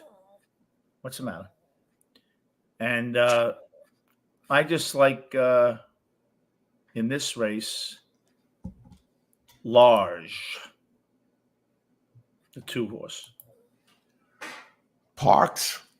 Large, the 2.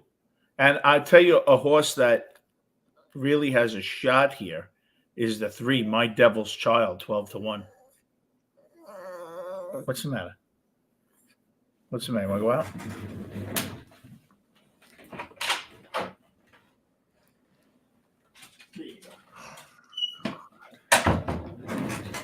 Yeah, I think that 3 horse, My Devil's Child, has a shot too. These races, anything can happen. Large. Thank you, Laloy. Yeah, he is cute. He's a good boy. Yeah, I like the 2 horse there. Let's see. You know, What about the 3? Jeez. My Devil's Has that Child. race 3 back? I like that horse. You know, was that a fluke? And you know, otherwise, Large has it all over the 3. Yeah, he does. 4 is solid. The last 2.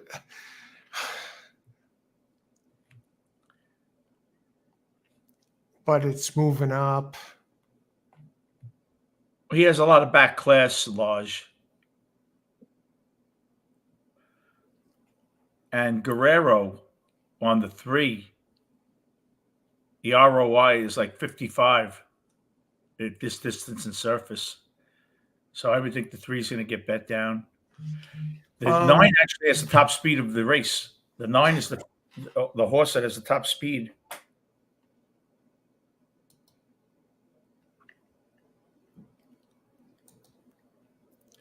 Vin, Yeah. What about Big City Bob? He should get the jump on everyone. Big City. Yeah, that's the horse I think that'll go for the lead. You think he wins? I think he hangs on for at least second. Yeah, I like Lodge a bit more, but he should be right there. I'm scared of this 3. My Devil's Child. I really am. And Box of Chocolates is the quickest horse in the race, and I don't understand why he's not getting bet. See, that's what scares me with horses at Parx. The horse is a little quicker the last couple of races than these, and he's 9-2. You know, why? You know, what scares me about the 2 Large is this looks like a horse we could still steal about 40% on your money and crush it to show, and it finishes 4th. Yeah, I could see that happening with the 2. Of course. Yeah, I agree. I could see that happening with the 2. I can't see that happening with the 1, though. Not with the 1. I mean, the 1 is too fast early. It's only 7 furlongs. It should hang on for at least a piece. Yeah, I agree with you. I haven't decided. Have you? Yeah, I'm going to use the 3 in exactas with the 2 and 1. Okay. I'm liking the 3 the more I look at them.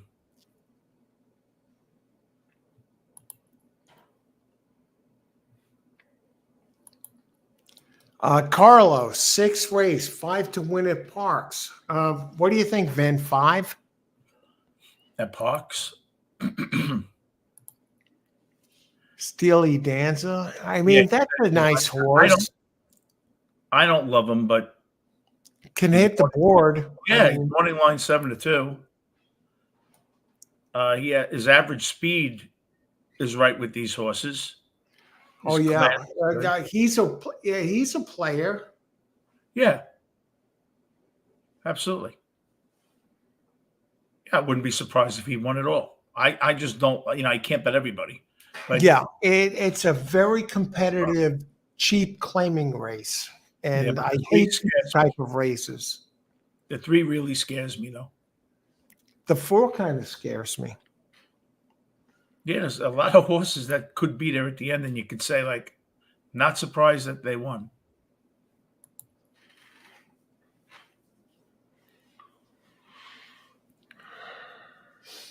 Okay, Kasia went to And now I have to go to the number 2 for a second. Bring up a stat, Vin. Large. yeah.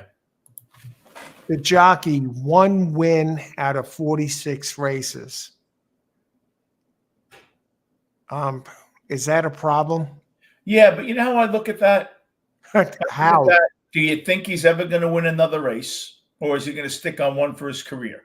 If you think he's going to win another race in his career, why can't it be this one? I think he'd probably be better off finishing second.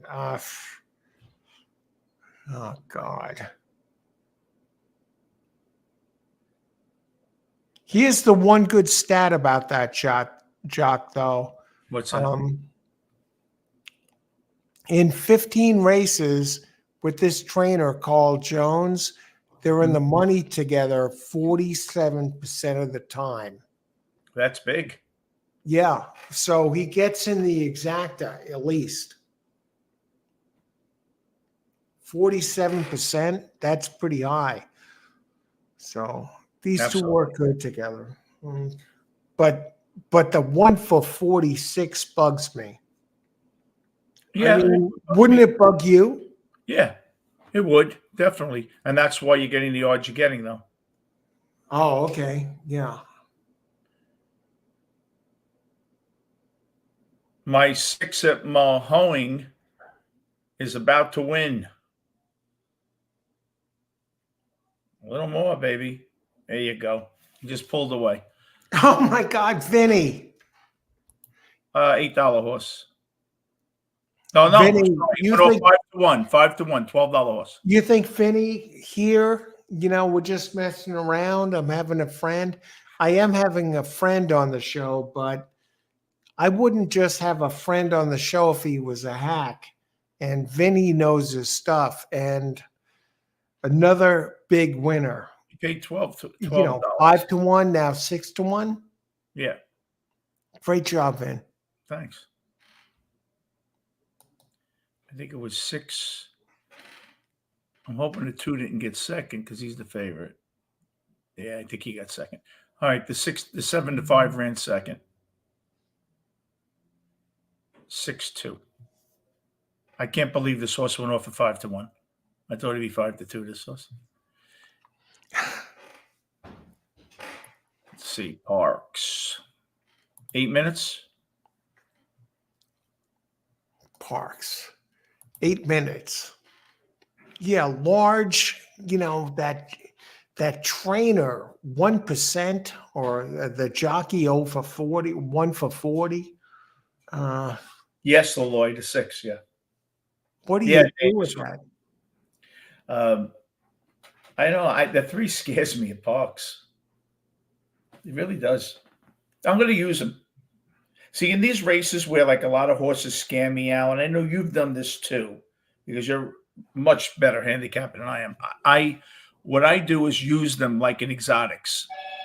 Like I'll box maybe 4 horses for $2 if one of them's like a 9-1 I like, or 6-1. If they're all 5-2, it doesn't make any sense. But if there are a couple of horses that are 9-1, 11-1 that I think could be there, I'll box those horses. Absolutely, Vinny. They get a $35 exacta. If yes. If 8-5 goes over 12-1, it's $45, $50.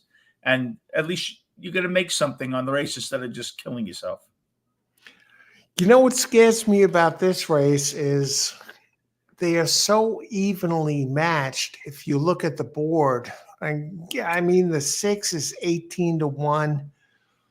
And, you could pretty much throw that one out, by the numbers. But all the others are right there. What do you do with a race like this? I'm going to box. Well, first of all, large is 7-2. and the 3 is 11-1. So right there, March has that weak trainer. Oh my God. You know, it has. I'm going to box the 1, 2, 3, 9. Box of Chocolates is a horse that I went off of, but he does have the highest speed figure. I have to respect that, especially where they play games. I'll use 194. And I might put the 5 in there because of our friend who likes the 5 here. I might throw him in. I like Dandy, the trainer. He's in the money more than 30%.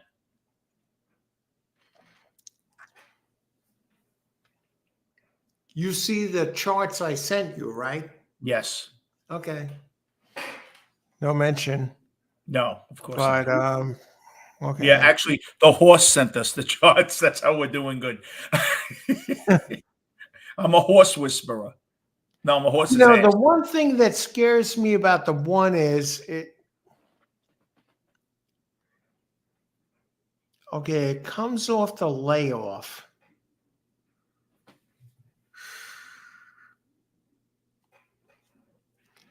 Al, you think I should give everybody a free game tonight? A pregame? It's up to you. Yeah, bet the Knicks. Bet the Knicks to blow out the Hornets today by at least 15. Are you kidding? What's the spread? They have that tournament going. The Knicks have to win tonight to stay in the tournament. The Hornets suck. It's group play. I think the Knicks win this game by 15-20. Don't kill me tomorrow, but I like the Knicks a lot tonight. I think this is okay. And what's the spread? If you were 11.5, I could see this game 11.5. Yeah, I have this game at about 115.94. Okay, so should I make a $20 deposit to DraftKings and go Knicks 20 tonight? $22 to win 20. I just think the Knicks will blow them out tonight. This is the game that's the Knicks looked ahead. Believe it or not, they shouldn't be looking ahead with anybody. But this is the game that they'll blow them out. All right, you heard it here tonight. Vinny, Knicks tonight against the Hornets. I like Carlo. I like the 2 and the 3. Now, if the spread, 11.5, if it was 13, would you still like the Knicks? Yeah, but less. Okay. But I do think that'll be 15 to 20 point win. Now I might be watch them lose, but I think this game. I think they'll first quarter they'll be up real quick, and I think Charlotte will say, "All right, we'll get them tomorrow." That's what I think. I really do. I look at that game. Charlotte's 5-10, the Knicks at 9-7. The bottom line is the Eastern. It's an East game. The Knicks are they're about 6 or 7-4, I think, in the conference matchups. They're 2-1 in one possession games. The Hornets just stink. The Knicks are averaging 110 points per game. And the Hornets give up like 125 a game, I think. So I see the Knicks scoring 115 to 120. And the Knicks give up 105. Hornets stink. So I'm thinking they give up 100 tonight. And 118, 100 sounds about right. Oh, okay. I know it's very convoluted, people. But let's see. Jerry Jones. Thank you, Vinny. Just number 10 exacta 10 TF. I'm not sure what that means, but I don't know. Bob Builder minus 18 points is plus 250. Oh, okay. Minus 18 points. What if you lay the alternate line with the Knicks? He's talking about an alternate line, I think. Okay. Yeah, I would. What is minus 15? Probably plus 180, 160, probably 170. Probably 170. I would, yeah, but I 171. think number 3 in this race is dangerous. What is minus 15, Bob? About 170? Yeah, I think they're going to blow them out. Yeah, about 160 it should be. Yeah. See, I know my stuff. I wasn't cheating. Yeah. Yeah, I you see, he would, knows his stuff right here. He's giving out winners all well, over these the are, yeah, place. yeah. Well, don't You go know, by he's me. not effing around. This is the guy that's the horse handicapper. I get lucky once in a while. He Now, Vinny always throws me perks, He's but ice he's water damn in the good too. veins, and I'm ice water in the veins, noose around the neck. But I will tell you that, you see, with me, like I said, because someone mentioned clout chasing and the horse won. Is it better to be lucky or good, right? Al, every race, he's not just throwing darts. Al, here's a perfect example of Al. To me, at the blackjack table, whether you're playing $2 or $1,000 on the hand, you should be playing the exact same way. If you split eights against the 7, you shouldn't say, "Oh, I got $1,000 on it, I can't do it." No, then don't play. Play the game the right way. Al, no matter what he does, he handicaps the right way. He might be losing 8 in a row, and he's not just going to say, "I got to bet a 20-1 to get even." No. Al will bet the 3-1 he likes and live to fight for tomorrow. And that's why I respect Al. And he bets everything he's telling you.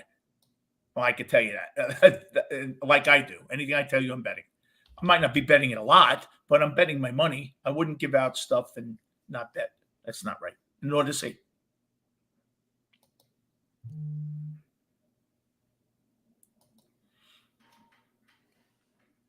Bob, I'll go on if you guys want, being that Al's been so gracious today. And I'll give you our top 3 picks for tonight. Please bet what you hit, not over them. If you don't bet sports, please don't start now. I don't want anybody to get in trouble. If you're a horse player, you're on the horse channel, don't start betting NBA if you've never done it. It's just not. Race 6, number 3 to show.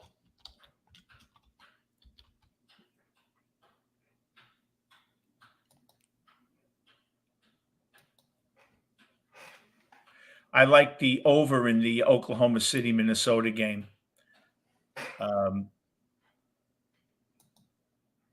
They're both very impressive with the variety of scoring options. Their recent totals have been going up. Minnesota's 8-3 in the last 11. And Oklahoma City's 4 of the last 5 going over. The lines are inflated because of that, and they've still been going over. And I like Dallas minus 150 on the money line. Houston has taken a big step forward, but at home, it's 8-0, on the road 0-5. Oh, 2 got stuck in the gate. So I like Dallas minus 150, the money line there. 2 got stuck in the gate.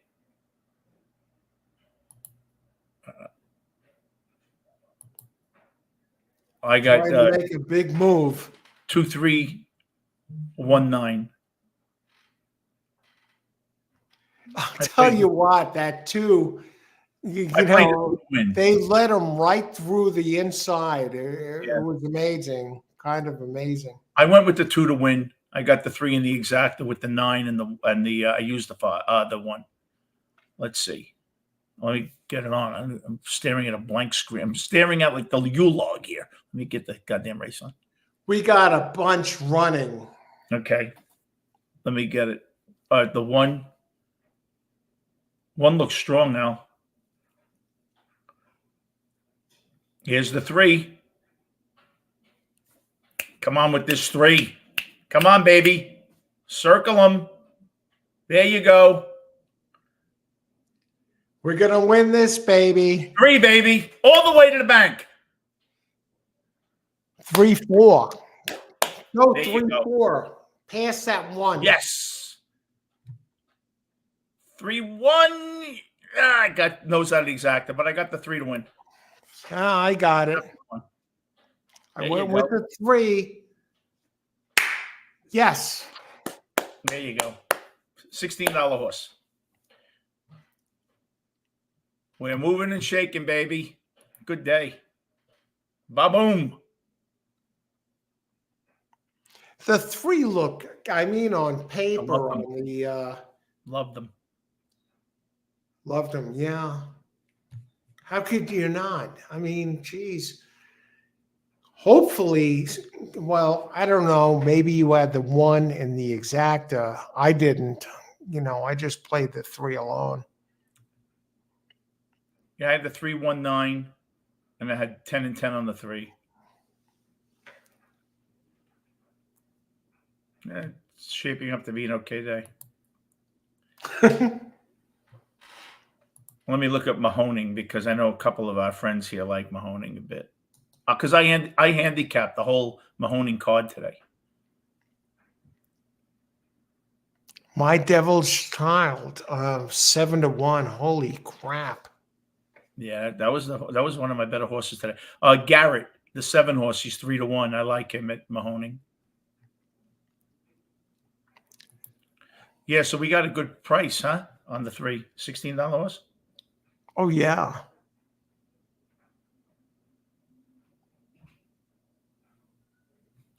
Did I lose the exacta? The Here we go. Rich Lane. Way to go, Jennifer, Vince, and Al. Yes. Thanks, Rich. Yeah, Al, we did you won notice that. something? When we're on together, we usually do pretty good. Yeah.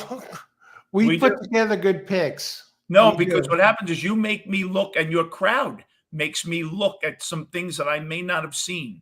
Because you have a lot, like Irene is a great handicapper. Irene and I have become friends, and she's a great handicapper. And Oh, Al, and we have people here like Austin yeah, I and see Carlos and everyone. Blair and Rich Lane and Yeah, and Jennifer. I terrific mean, there handicappers, were some tremendous handicappers and here. they're nice people too. Like, Yeah, I and call yeah, my that's the main channel. thing. Yeah, my channel. I have my chatter friends.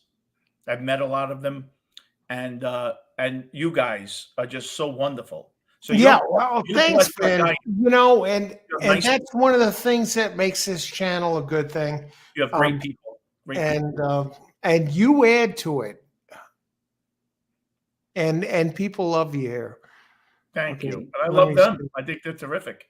I love talking to your people. And I've gotten some subs on my channel. Some of your people come in. And Oh, really? Irene does, yeah, and a couple of others. And I love them. They're terrific. They add so much to my chat because they're just nice people. And I know them. So yeah, if you want to drop by my channel anytime, Monday, Wednesday, and Friday, I do a 5 o'clock. And I do Yeah, a Brooklyn guy, Vinny Bracco. I do a soprano show every Sunday night, 9 o'clock, and we have a lot of fun with it. We recap it. We decide what we like, what we don't. From a street perspective, I tell you what really couldn't have happened if it was the real street. I remember about 2.5, more than that, years ago. I came across your channel. I don't know how I found it, and you were out there talking, telling stories, and talking about different subjects. And I was like, holy crap, this guy is really cool. And I would go back and look at your channel. And here we are now.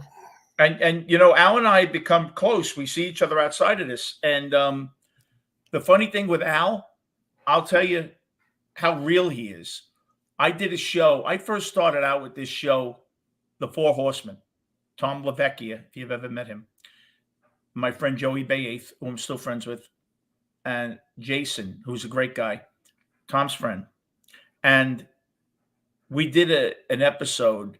A couple of us got a little tipsy. It was like a 4-hour show. And something was said on the show that was very off color. Now, we didn't say it, but what happened was we happened to laugh at it. But we weren't laughing at that. You ever be in a room with 6 guys and everybody's talking and you're laughing at something and someone might think you laughed at them, but you weren't really listening to them?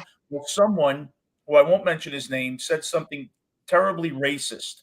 We just happened to be laughing because if you look 10 seconds before that and 10 seconds after that, we were hysterical before that was said. So, but Al was friendly with the person who got offended, which she should have been offended, honestly. And he took us to task. And Al liked me. But Al said, these guys, you went too far. And Al was his own man. And I said, now I'm a friend of Al's, not as close as we are now, but Al took me to task, and that's what I want.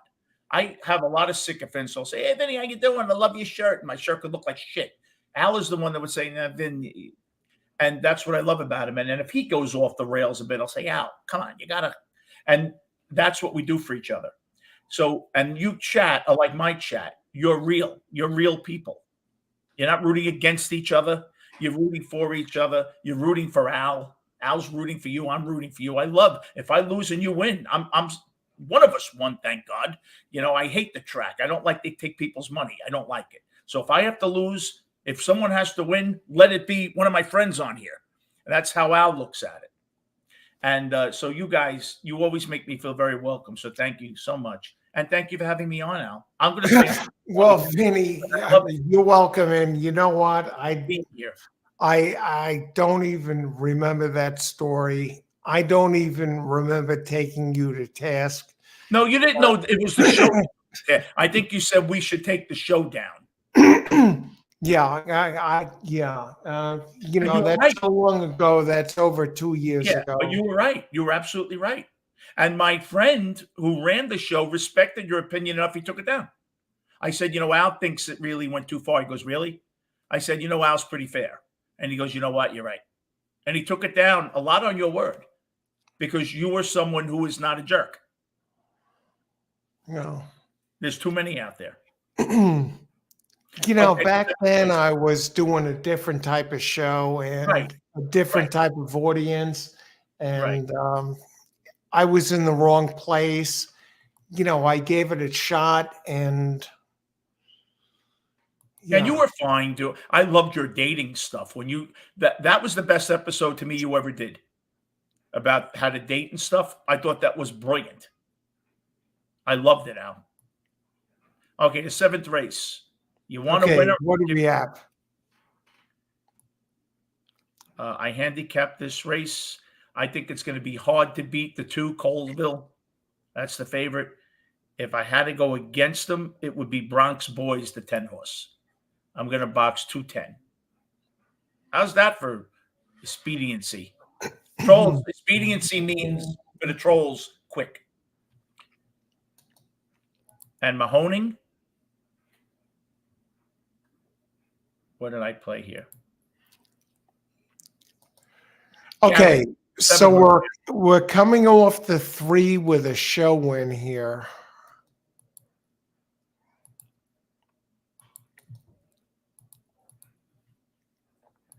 Mahoning, for anyone there, race 5, I have the 7. Garrett. We're going against Kid Russell, the 6-5, which should be second. But I think Garrett is just a little better.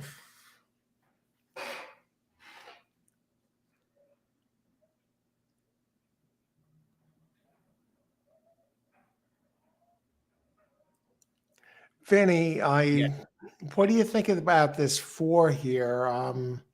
Confirmed star. I mean, it looks kind of thin. Which horse? Parx, number 7, confirmed star, Pennington, and Reed Jr.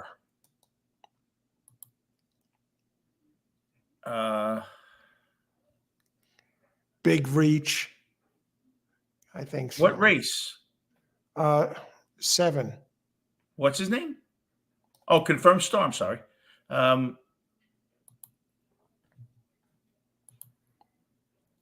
This is going to be a tough race. He doesn't break out of the gate. He's the dead closer in the race. Right. He's the only closer. The 6 can close, but I think the 6 will be too far back. He's a good closer. If it comes apart the race, I could see him definitely winning. And his a pair of seconds, I could see this coming from the clouds. He's got Pennington. That's the only thing. And he's a closer, and he's stretching out. But now, Pennington at Parx, 4-1 morning line. He's not getting bet with the best jockey on the premises. That scares me a little. And with the great trainer. And and he's still Agreed. not getting better. Agreed. Great points, Vinny. I didn't see that. You know, when you're giving Pennington 14-1 on a horse, that's a morning line 4-1, where you don't have a 6-5 in the race, where no one's really taking all that kind of money. Now the training combination of Damasi and Gonzalez is even better than Reed and Pennington. She's in the money 55 out of 123 and has won almost 30%. I think Damasi number 2 is the one to beat Strong here. horse. It's a strong horse. 2-1. Number 2 is the one to beat. Yeah, and I'll give you a sneaky horse too, is Sunset Town. I wouldn't be surprised at all if that horse they've won at 40%. Ness and Sanchez. What about Respirator? I'm going to go back to your horse. What about Respirator? I That looked at race, Respirator. that race 2 back. Yeah. That's kind of scary, right? Yeah. Right. Yeah, if Great you're race. looking at the same thing I am. Yeah, if you look at this horse has run the fastest race in his career of any of these horses. And he ran it at a really good class rating. Other than Colville.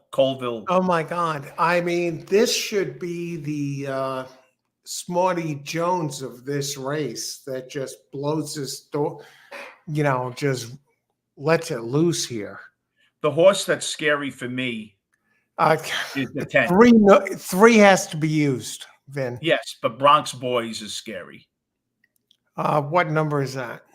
He's changing to blinkers. Nunez will break early. He's going to have to break early from the 10, so he's probably going to get the lead. He's fast enough to get the lead. Bronx Boys. So here you see us switching, from stories and racing right back to racing with Vinny. And Vinny is giving out 2 big winners in a row here. Vinny, thanks so much for joining us today. You're very welcome. Thank you for having me. You always make me feel very welcome here. All of you do. Coffee tomorrow, 10:30. 10:30, absolutely. Okay. I always look forward to that. Same here. This one here. So we have the 3 Bronx Boys. The 10. Yeah, I'm number 5. 5-1. 5 and we've been winning with the $12 to $14 horses. Those are the horses we've been winning. If you're gonna sit around and now, if you want to sit around and make some money, maybe 50 cents on a buck, you could pound this one for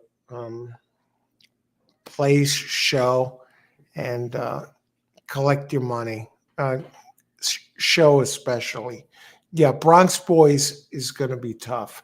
I just want to look at the pace of this one. Yeah. Oh my God. This is early pace, Vin. Yeah, the 7's going to go This one is early pace. Yeah. No, I love what you this showed. one's going to be out front. Confirmed star. That you look at that. 10's going to be out front, Vin. I think so. Yeah. How long is this race, Al? 6.5. 6.5. Maiden 10 spec. is going to be out front. I 3 is going to be trying to run with them, but won't be able to. And Pennington down the stretch is going to be closing. So how do you not use Pennington, a $14 horse, the only closer in the race where it should be contested early? It depends what type of play you're making. Are you scares me playing for the win place? I don't think Pennington gets second. No. I think he might sneak into third. He could. I got to look. Oh, Jesus Christ. Yeah, that 10 is going to be.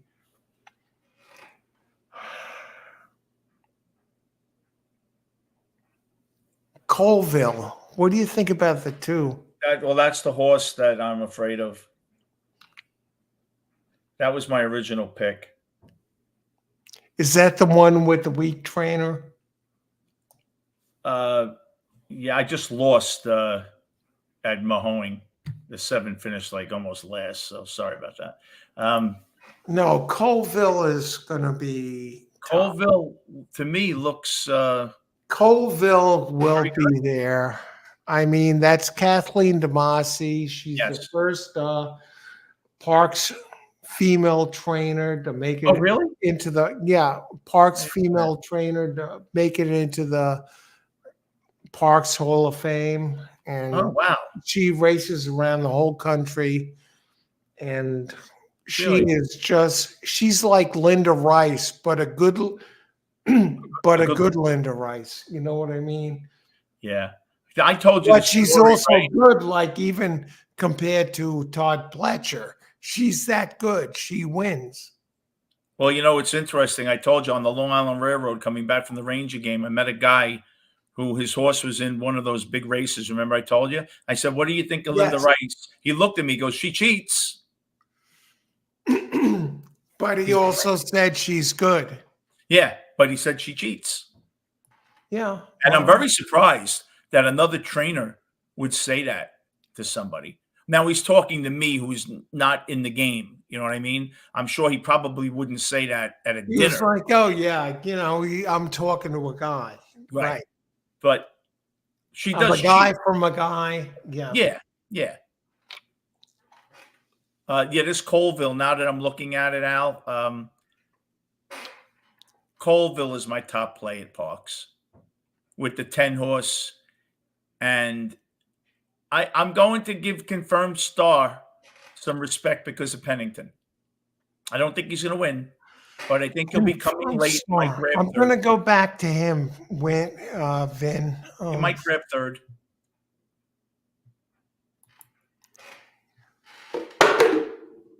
Third career start, 2 seconds, solid trainer, Yeah. Pennington.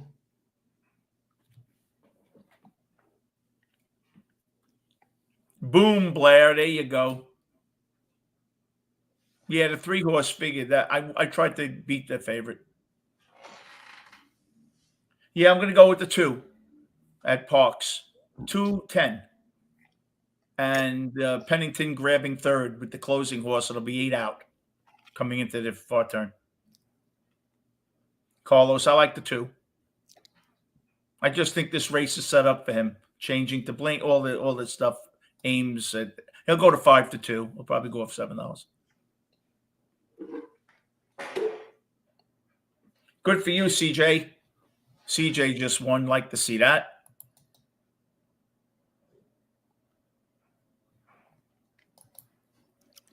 Boom, with 22 Guerrero, Jennifer. Great Good for you. job. Good Vin for you. was on that.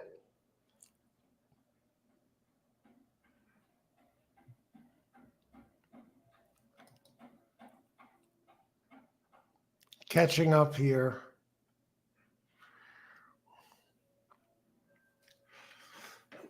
Nice, CJ. I'm looking for a horse to lean on here.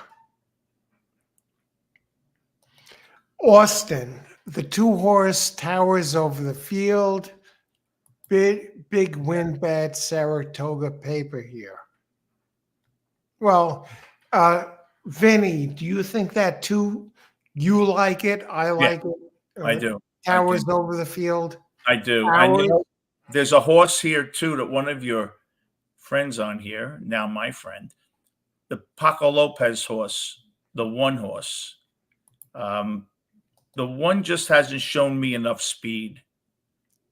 Now listen, if any racetrack in America, a horse that doesn't figure at all, like you could put my dog in a race and he'd finish second once in a while because they want him to.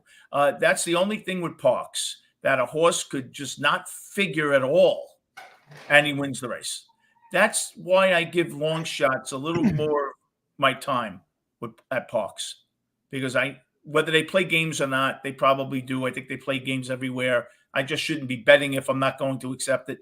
But I just don't think he's quick enough, Jetstream. I like Paco Lopez, and if Paco Lopez wasn't on this horse, he'd be 15-1.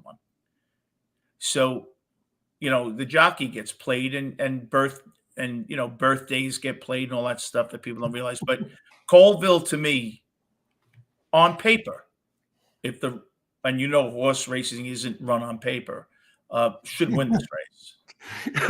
Vinny, could you imagine how well we do if horse racing was run on paper? I know. It's like me going into a bar now as a single guy to meet a girl. What am I going to say? So, how long you been a woman? Like, what am I going to say? On paper, you look great until you see me. So I just think that the two just stands out. Now, does that scare me a little? Yeah. You notice that horses that stand out also at Parx, you never really seen 2-5. This horse should be even money. Why isn't he? Because everyone looks at what I look at, that it doesn't mean anything at Parx. And that's why you get. Vinny, this two is at 2-5? No. I'm saying if this horse, if I saw him at 3-5, I would say, like, it's short, but I could see why. Horse shouldn't be 5-2. He should be less than that. But yeah, Jared, I like that horse a lot, the 10. I'm betting the 2-10 box. I bet the 2 to win. In fact, I will show you, because that's just the kind of dude I am. You don't have to, Vin. We No, don't. I like to, because I like people to see that. Where are you? I keep on switching. I got 19. You would think I work at NASA. I don't know if you could see it.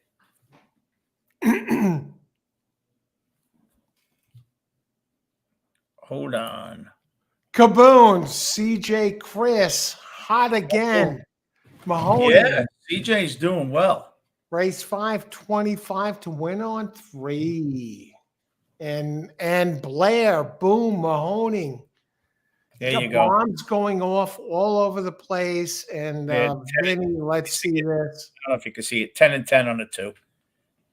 I played him. I like him. Vinny, 10-10 on 2. Great job, Vinny. Gave out the hits 2 here in a row. And you're doing well too. Yeah, well, I've had some here. Yeah, you've been bigger than me here, but between the two of us, we're doing okay. There's no reason for anyone not to be winning if they're watching the show. Oh, I agree. Yeah. I agree. We're doing okay. Joshua, race 7, $40 to win on 2. What do you think of race 7, Vin? 1 minute. Parx 2-10. And I'm going to play the exacta now. I showed you my winning place. I'm going to use the 4 just for the sake of me not having to scream, how could I leave Pennington out? The only closer in the race. So I'm going to use the 4 just because of Pennington. Because I think you have to respect him anyway. You got to remember, and Al, you've told me this too, just because a horse is 9-1 or 12-1, that's to win the race. He might be 6-5 to be in the money, but that's just to win the race. So if I'm betting second, my horse might be 8-5 to finish second. So you look at that 12-1 or 6-1. Now that's only if you're betting to win. It's not a 6-1 choice that you're going to win the race or be in the money. That's to win the race. It might be 2-1 that I'm going to finish in the money. So really, I shouldn't be worrying about the odds if I'm betting place in show. What do I care what he is? I don't have a win bet on him. Does it matter if he pays $80? No. I'm going number 10 3 times to show. Yeah, I like the 10, the 2 and the 10. I think you can't. Bronx boys, come on. Get the hell out of here. That horse should get in there. I would think so. I hear you, though, Vin. Yeah, right. Like you see your horse is 10-1. No, your horse isn't 10-1. If you bet him to show, he's not. He's probably 6-5 to be in the money. But Right, you're right, looking down at the exactly. window. 10-1, those odds drop as the positions go Right. down. You know what Okay. it's like, Al, when someone says, "Oh my God, my house value went down $100,000 this year." Are you moving out of your house? No.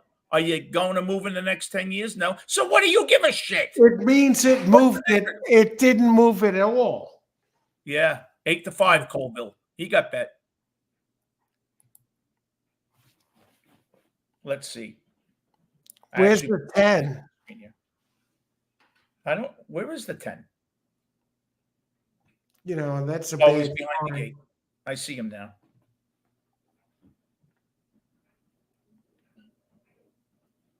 Not a good sign for the 10. When they say a horse doesn't want to get in the gate, that is a major red flag. We'll see.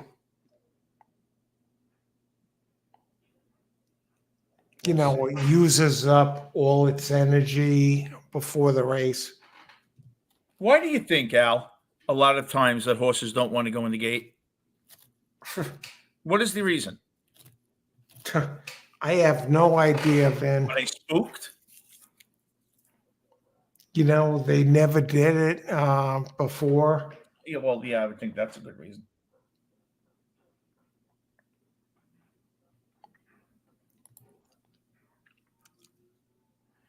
That really sucks. I should try and cancel this bet.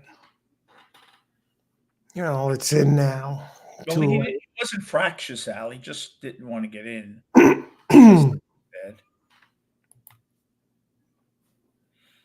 Okay.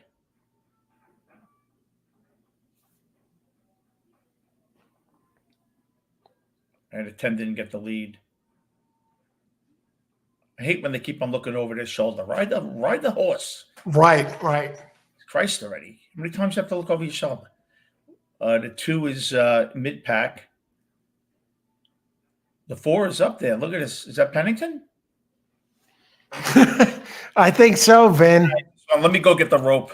The 2 is sitting in, and I hate when they're in between horses. He's strangling the 2. The 2 wants to run. And the 10 is on the outside. Look at this. The 2 just got checked. My God. Just got screwed with the 2. Unless I totally get effed, I'm going to win this bet too. 10 is going to win this race. The 2 got checked. He had him in a terrible position. There's the Bronx horse. I liked him originally. I went to the 2 and I got screwed. This was my original bet, the 10. Idiot I am. And the 4 got third, which I thought he would. Unreal. Terrible ride on the 2. Yeah, so I won't take credit for Bronx Boys, but that was my first shot. What are you going to do? Can't win them all. He ran different today. He circled today. Well, we got it, and I got it.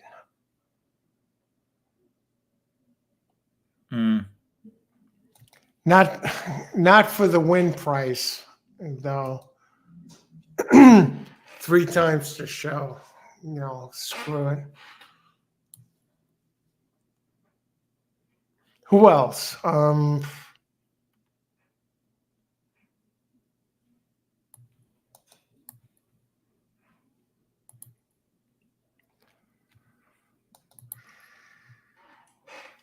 a bad ride, that 2.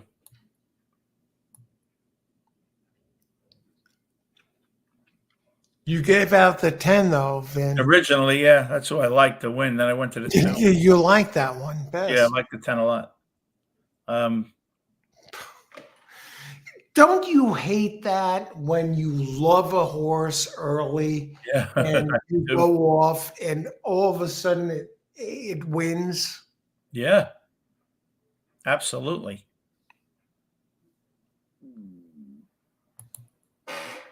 Really upsets me actually, because that was my biggest bet of the day. Oh no. Yeah, what are you gonna do though? Can't do anything about it. Vinny, Yeah. you know, okay. There you go, Jared. Good for you. Right, all these fucking things. It did, Austin. It looked. I don't like it. That was my biggest bet, and that horse was loaded. You see how he was strangling that horse? That horse was loaded. The two. If the two gets out, I think he wins the race. Vinny, you gave out that horse The 10. Yeah, I like the 10 originally. before everything. Yeah, I like the 10. I used them in everything. I didn't use them with the right horses though. Where'd the two come in? He's just passing my window now. No, no. I wish I'd have a lot to say to him. Al, I got to run. Vinny, have a Everyone, good thank night. you. Thank you so much for joining us today. Oh, you're very welcome. Check out my channel, people. Brooklyn Guy Vinny Bracco. I'm on Monday, Wednesday, and Friday at 5 o'clock. Come check. Al comes on once in a while. Maybe you see him over there. Thanks, Okay, everybody. Vin. Have a Take good care. night. You too. Oh my God. Vinny gives out this horse and it wins and he doesn't have him. One second.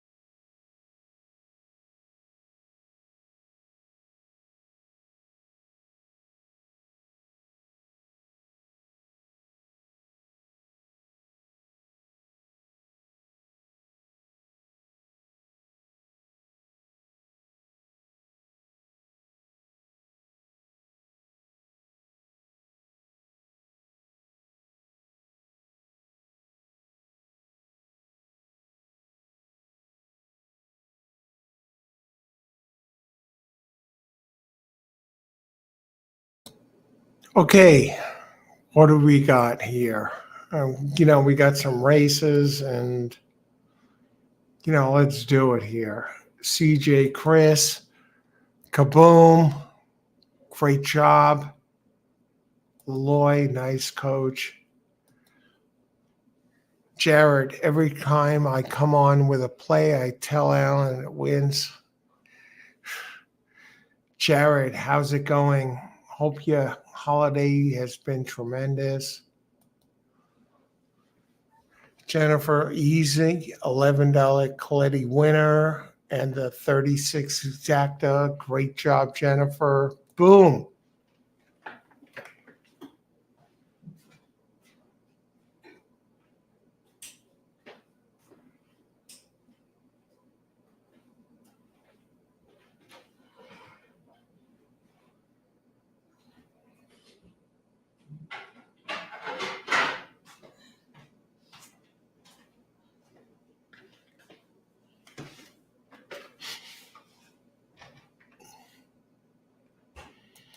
Totally disgusted by the ride on the two. Bad ride. Agreed.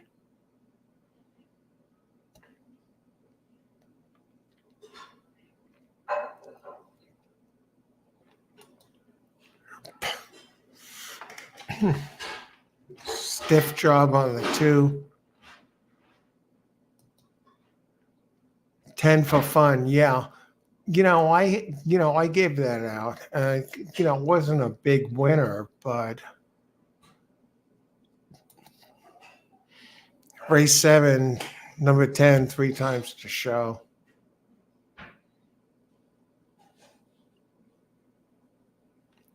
Oat Dipper. Hey, Oat Dipper, how's it going? Do you use time form PPs when handicapping? I usually use Brisnet.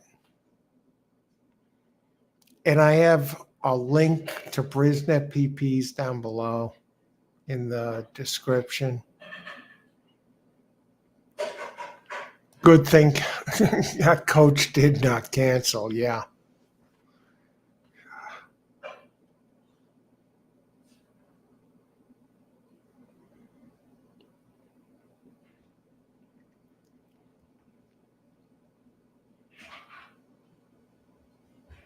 I'm seeing all sorts of plays here. Zia Park, Joshua. Good luck, Joshua, at Zia. That's a good track. Rich, what do you think? Carlos is reaching. Race 8 Parx, 5656.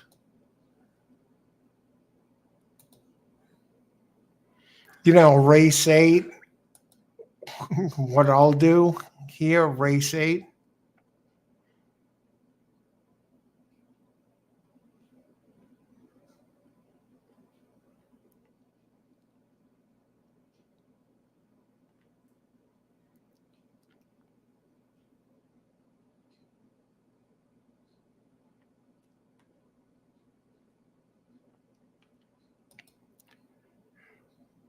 $10 on 10 to show. I mean,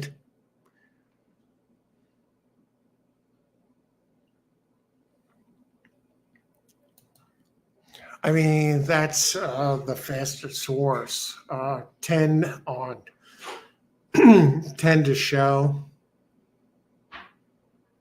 The distance is a problem, but we'll see.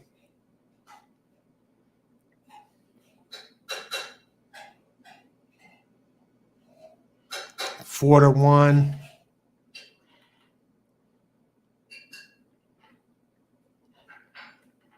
Tracking the two favorites. 10's going to get the show. It might get second.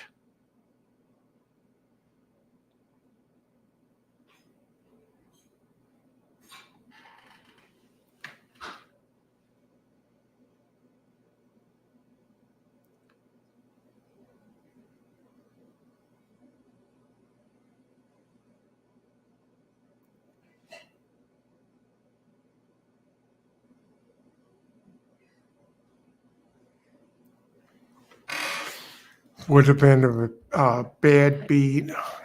I did not get the bet in.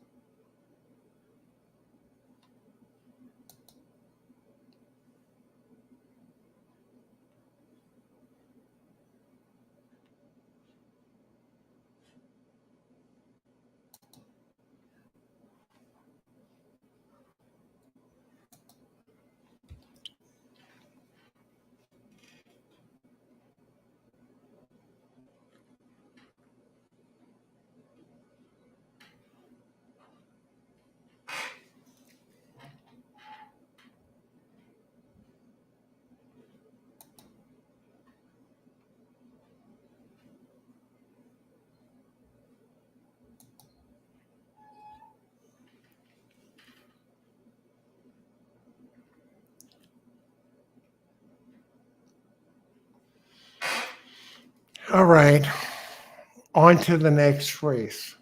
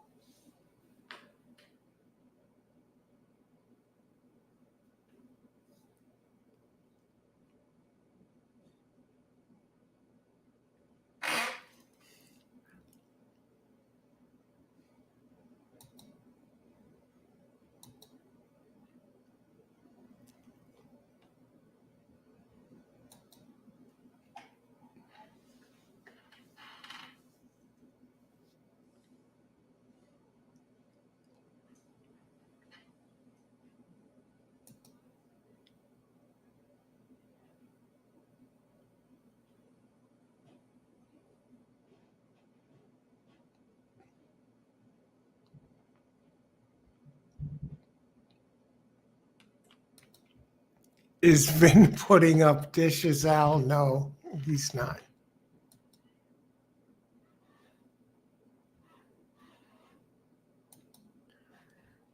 $300 hit exacta. Holy crap. Joshua, great job.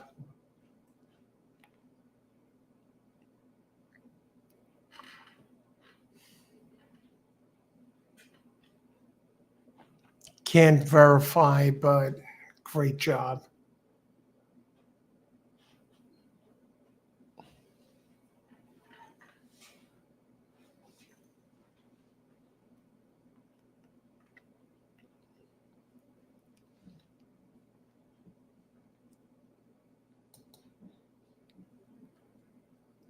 Parx, race 9.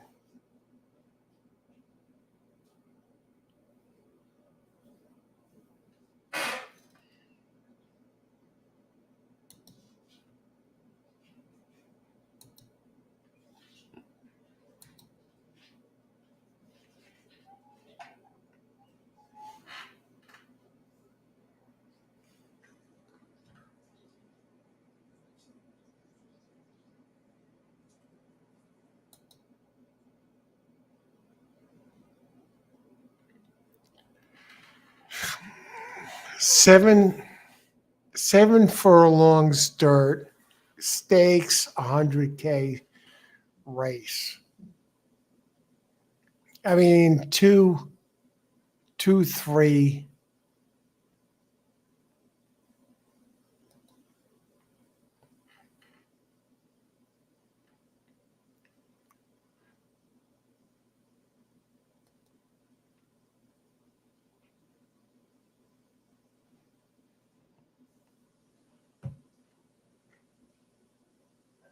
Two should win this race. Race 9.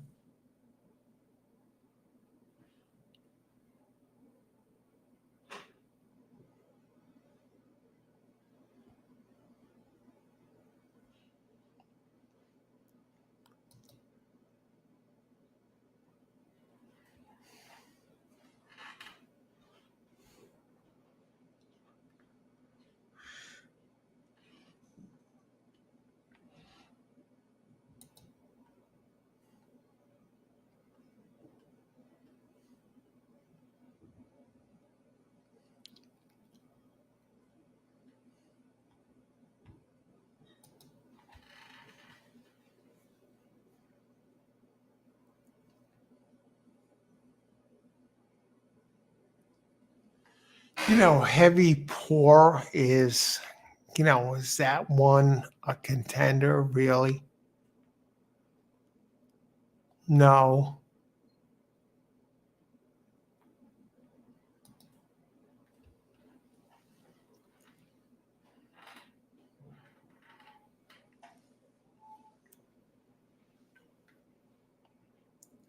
Here's where we load up. Look for a longer one.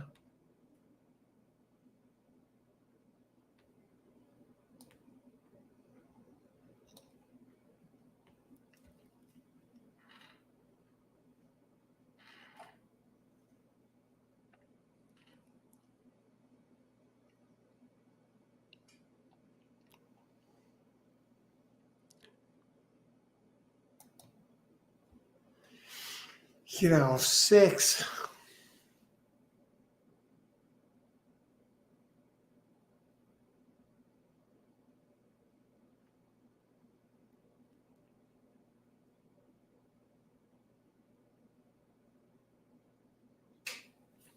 I think two is the one to, bang here in this race.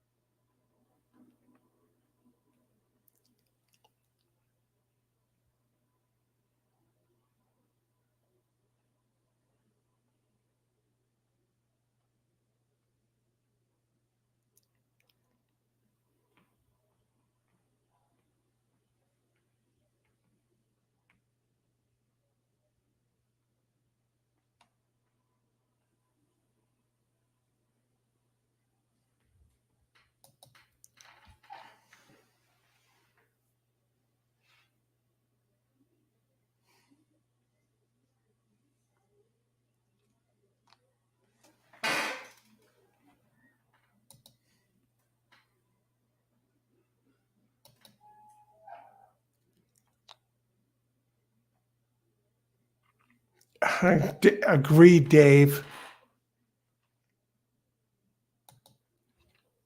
Win place two here. Yeah, two is going to be tough.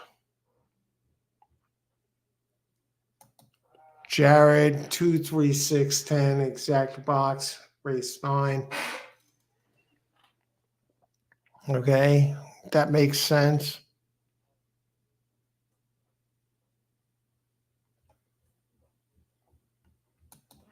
Tony, 236.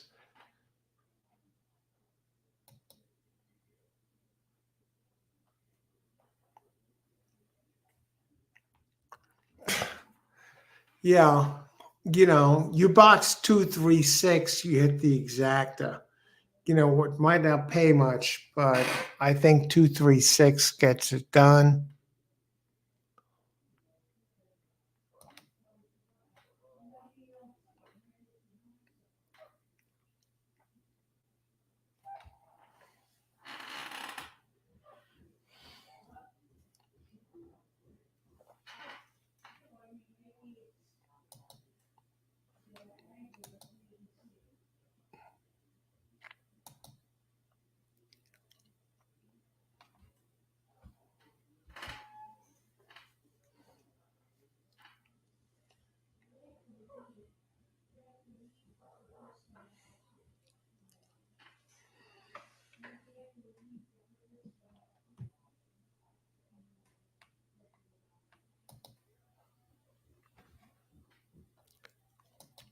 Trisha, I like the 10 at Parx heavy pour for the win.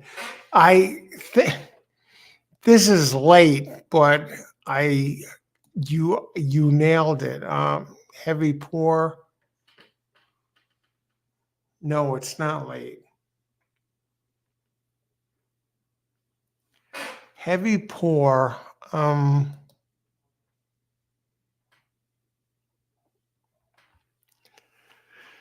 It's run on the Tapeta twice. Scott Lake, Paco Lopez, ran Stakes Company last race. Won.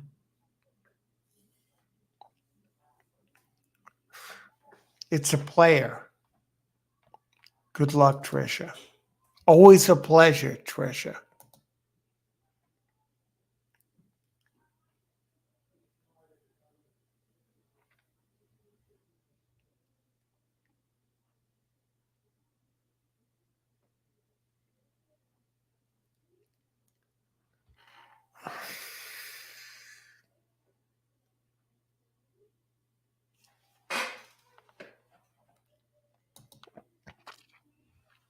$11. I still have time.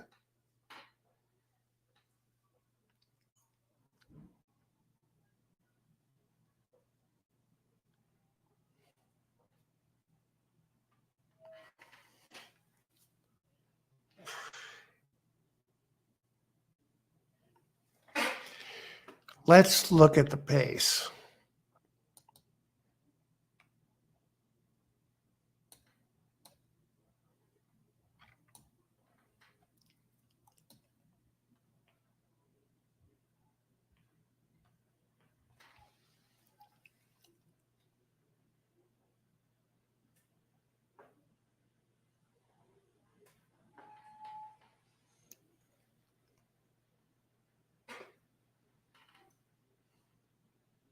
Heavy pour, number 10, very quick early. Tapeta going to dirt.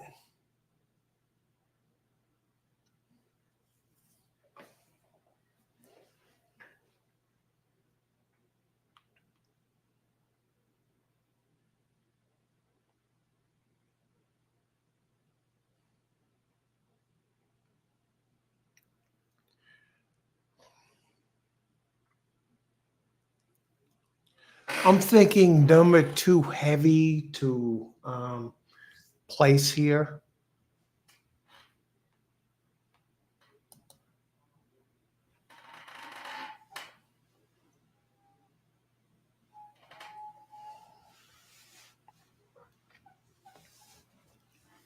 Heavy pour taking the money.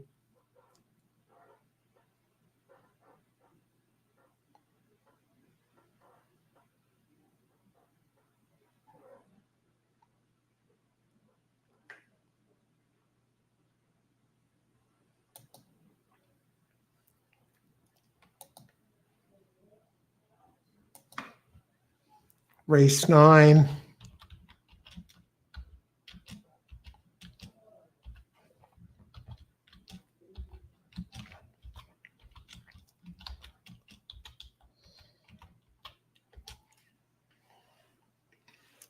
We're not greedy.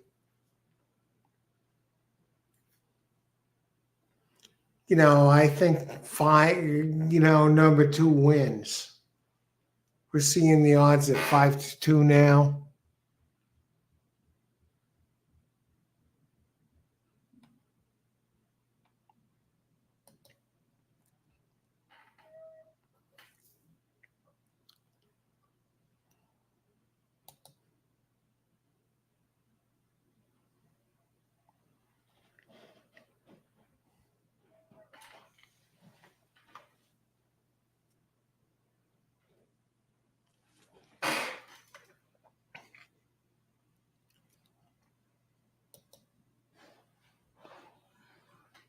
Now, two wins this race easy.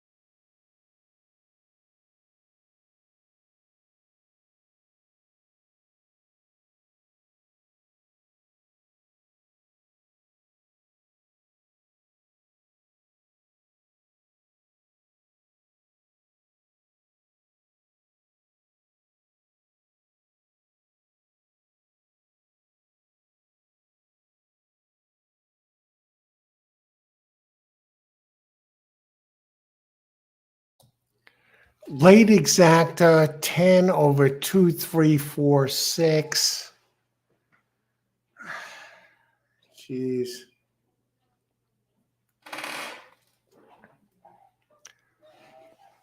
You know, I don't like this race.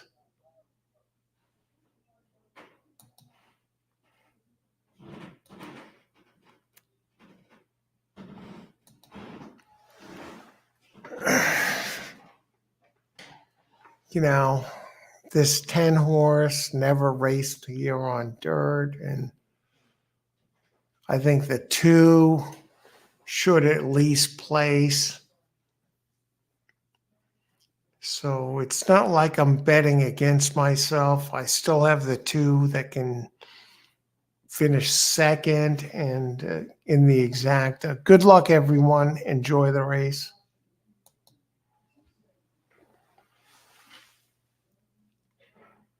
Three now the favorite.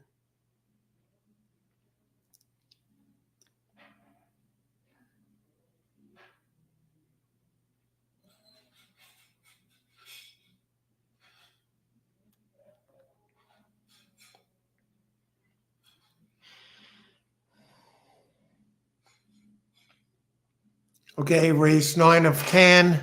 Good luck, everyone. Thanks for joining us here. All horse racing all the time.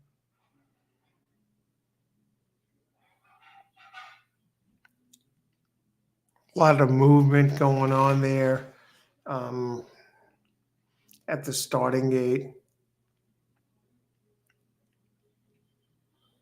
I think 2 should be the best horse. You know, the one to beat, really. We'll see.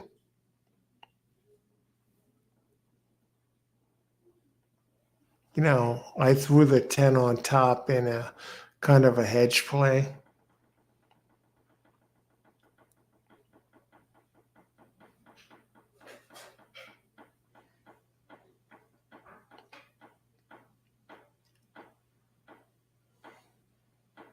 Two doesn't look ready.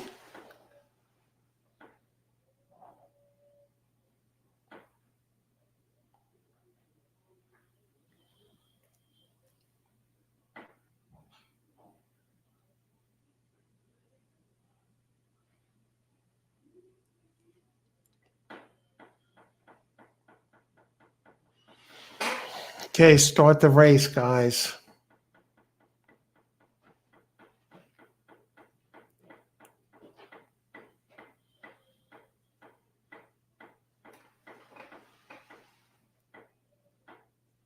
Yeah, 2 wasn't ready. He's done.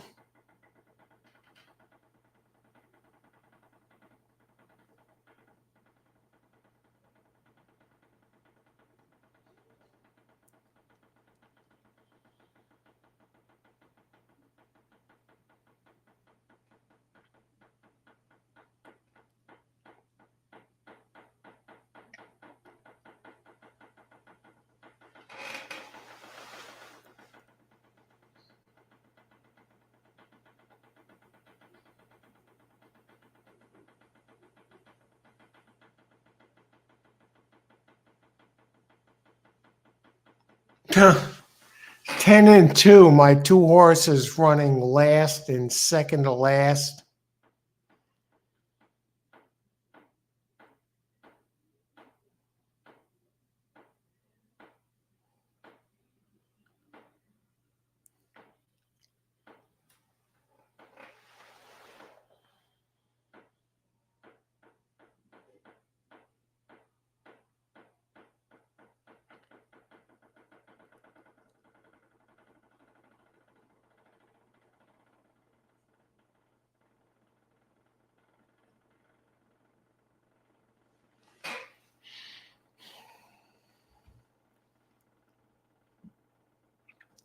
There it goes.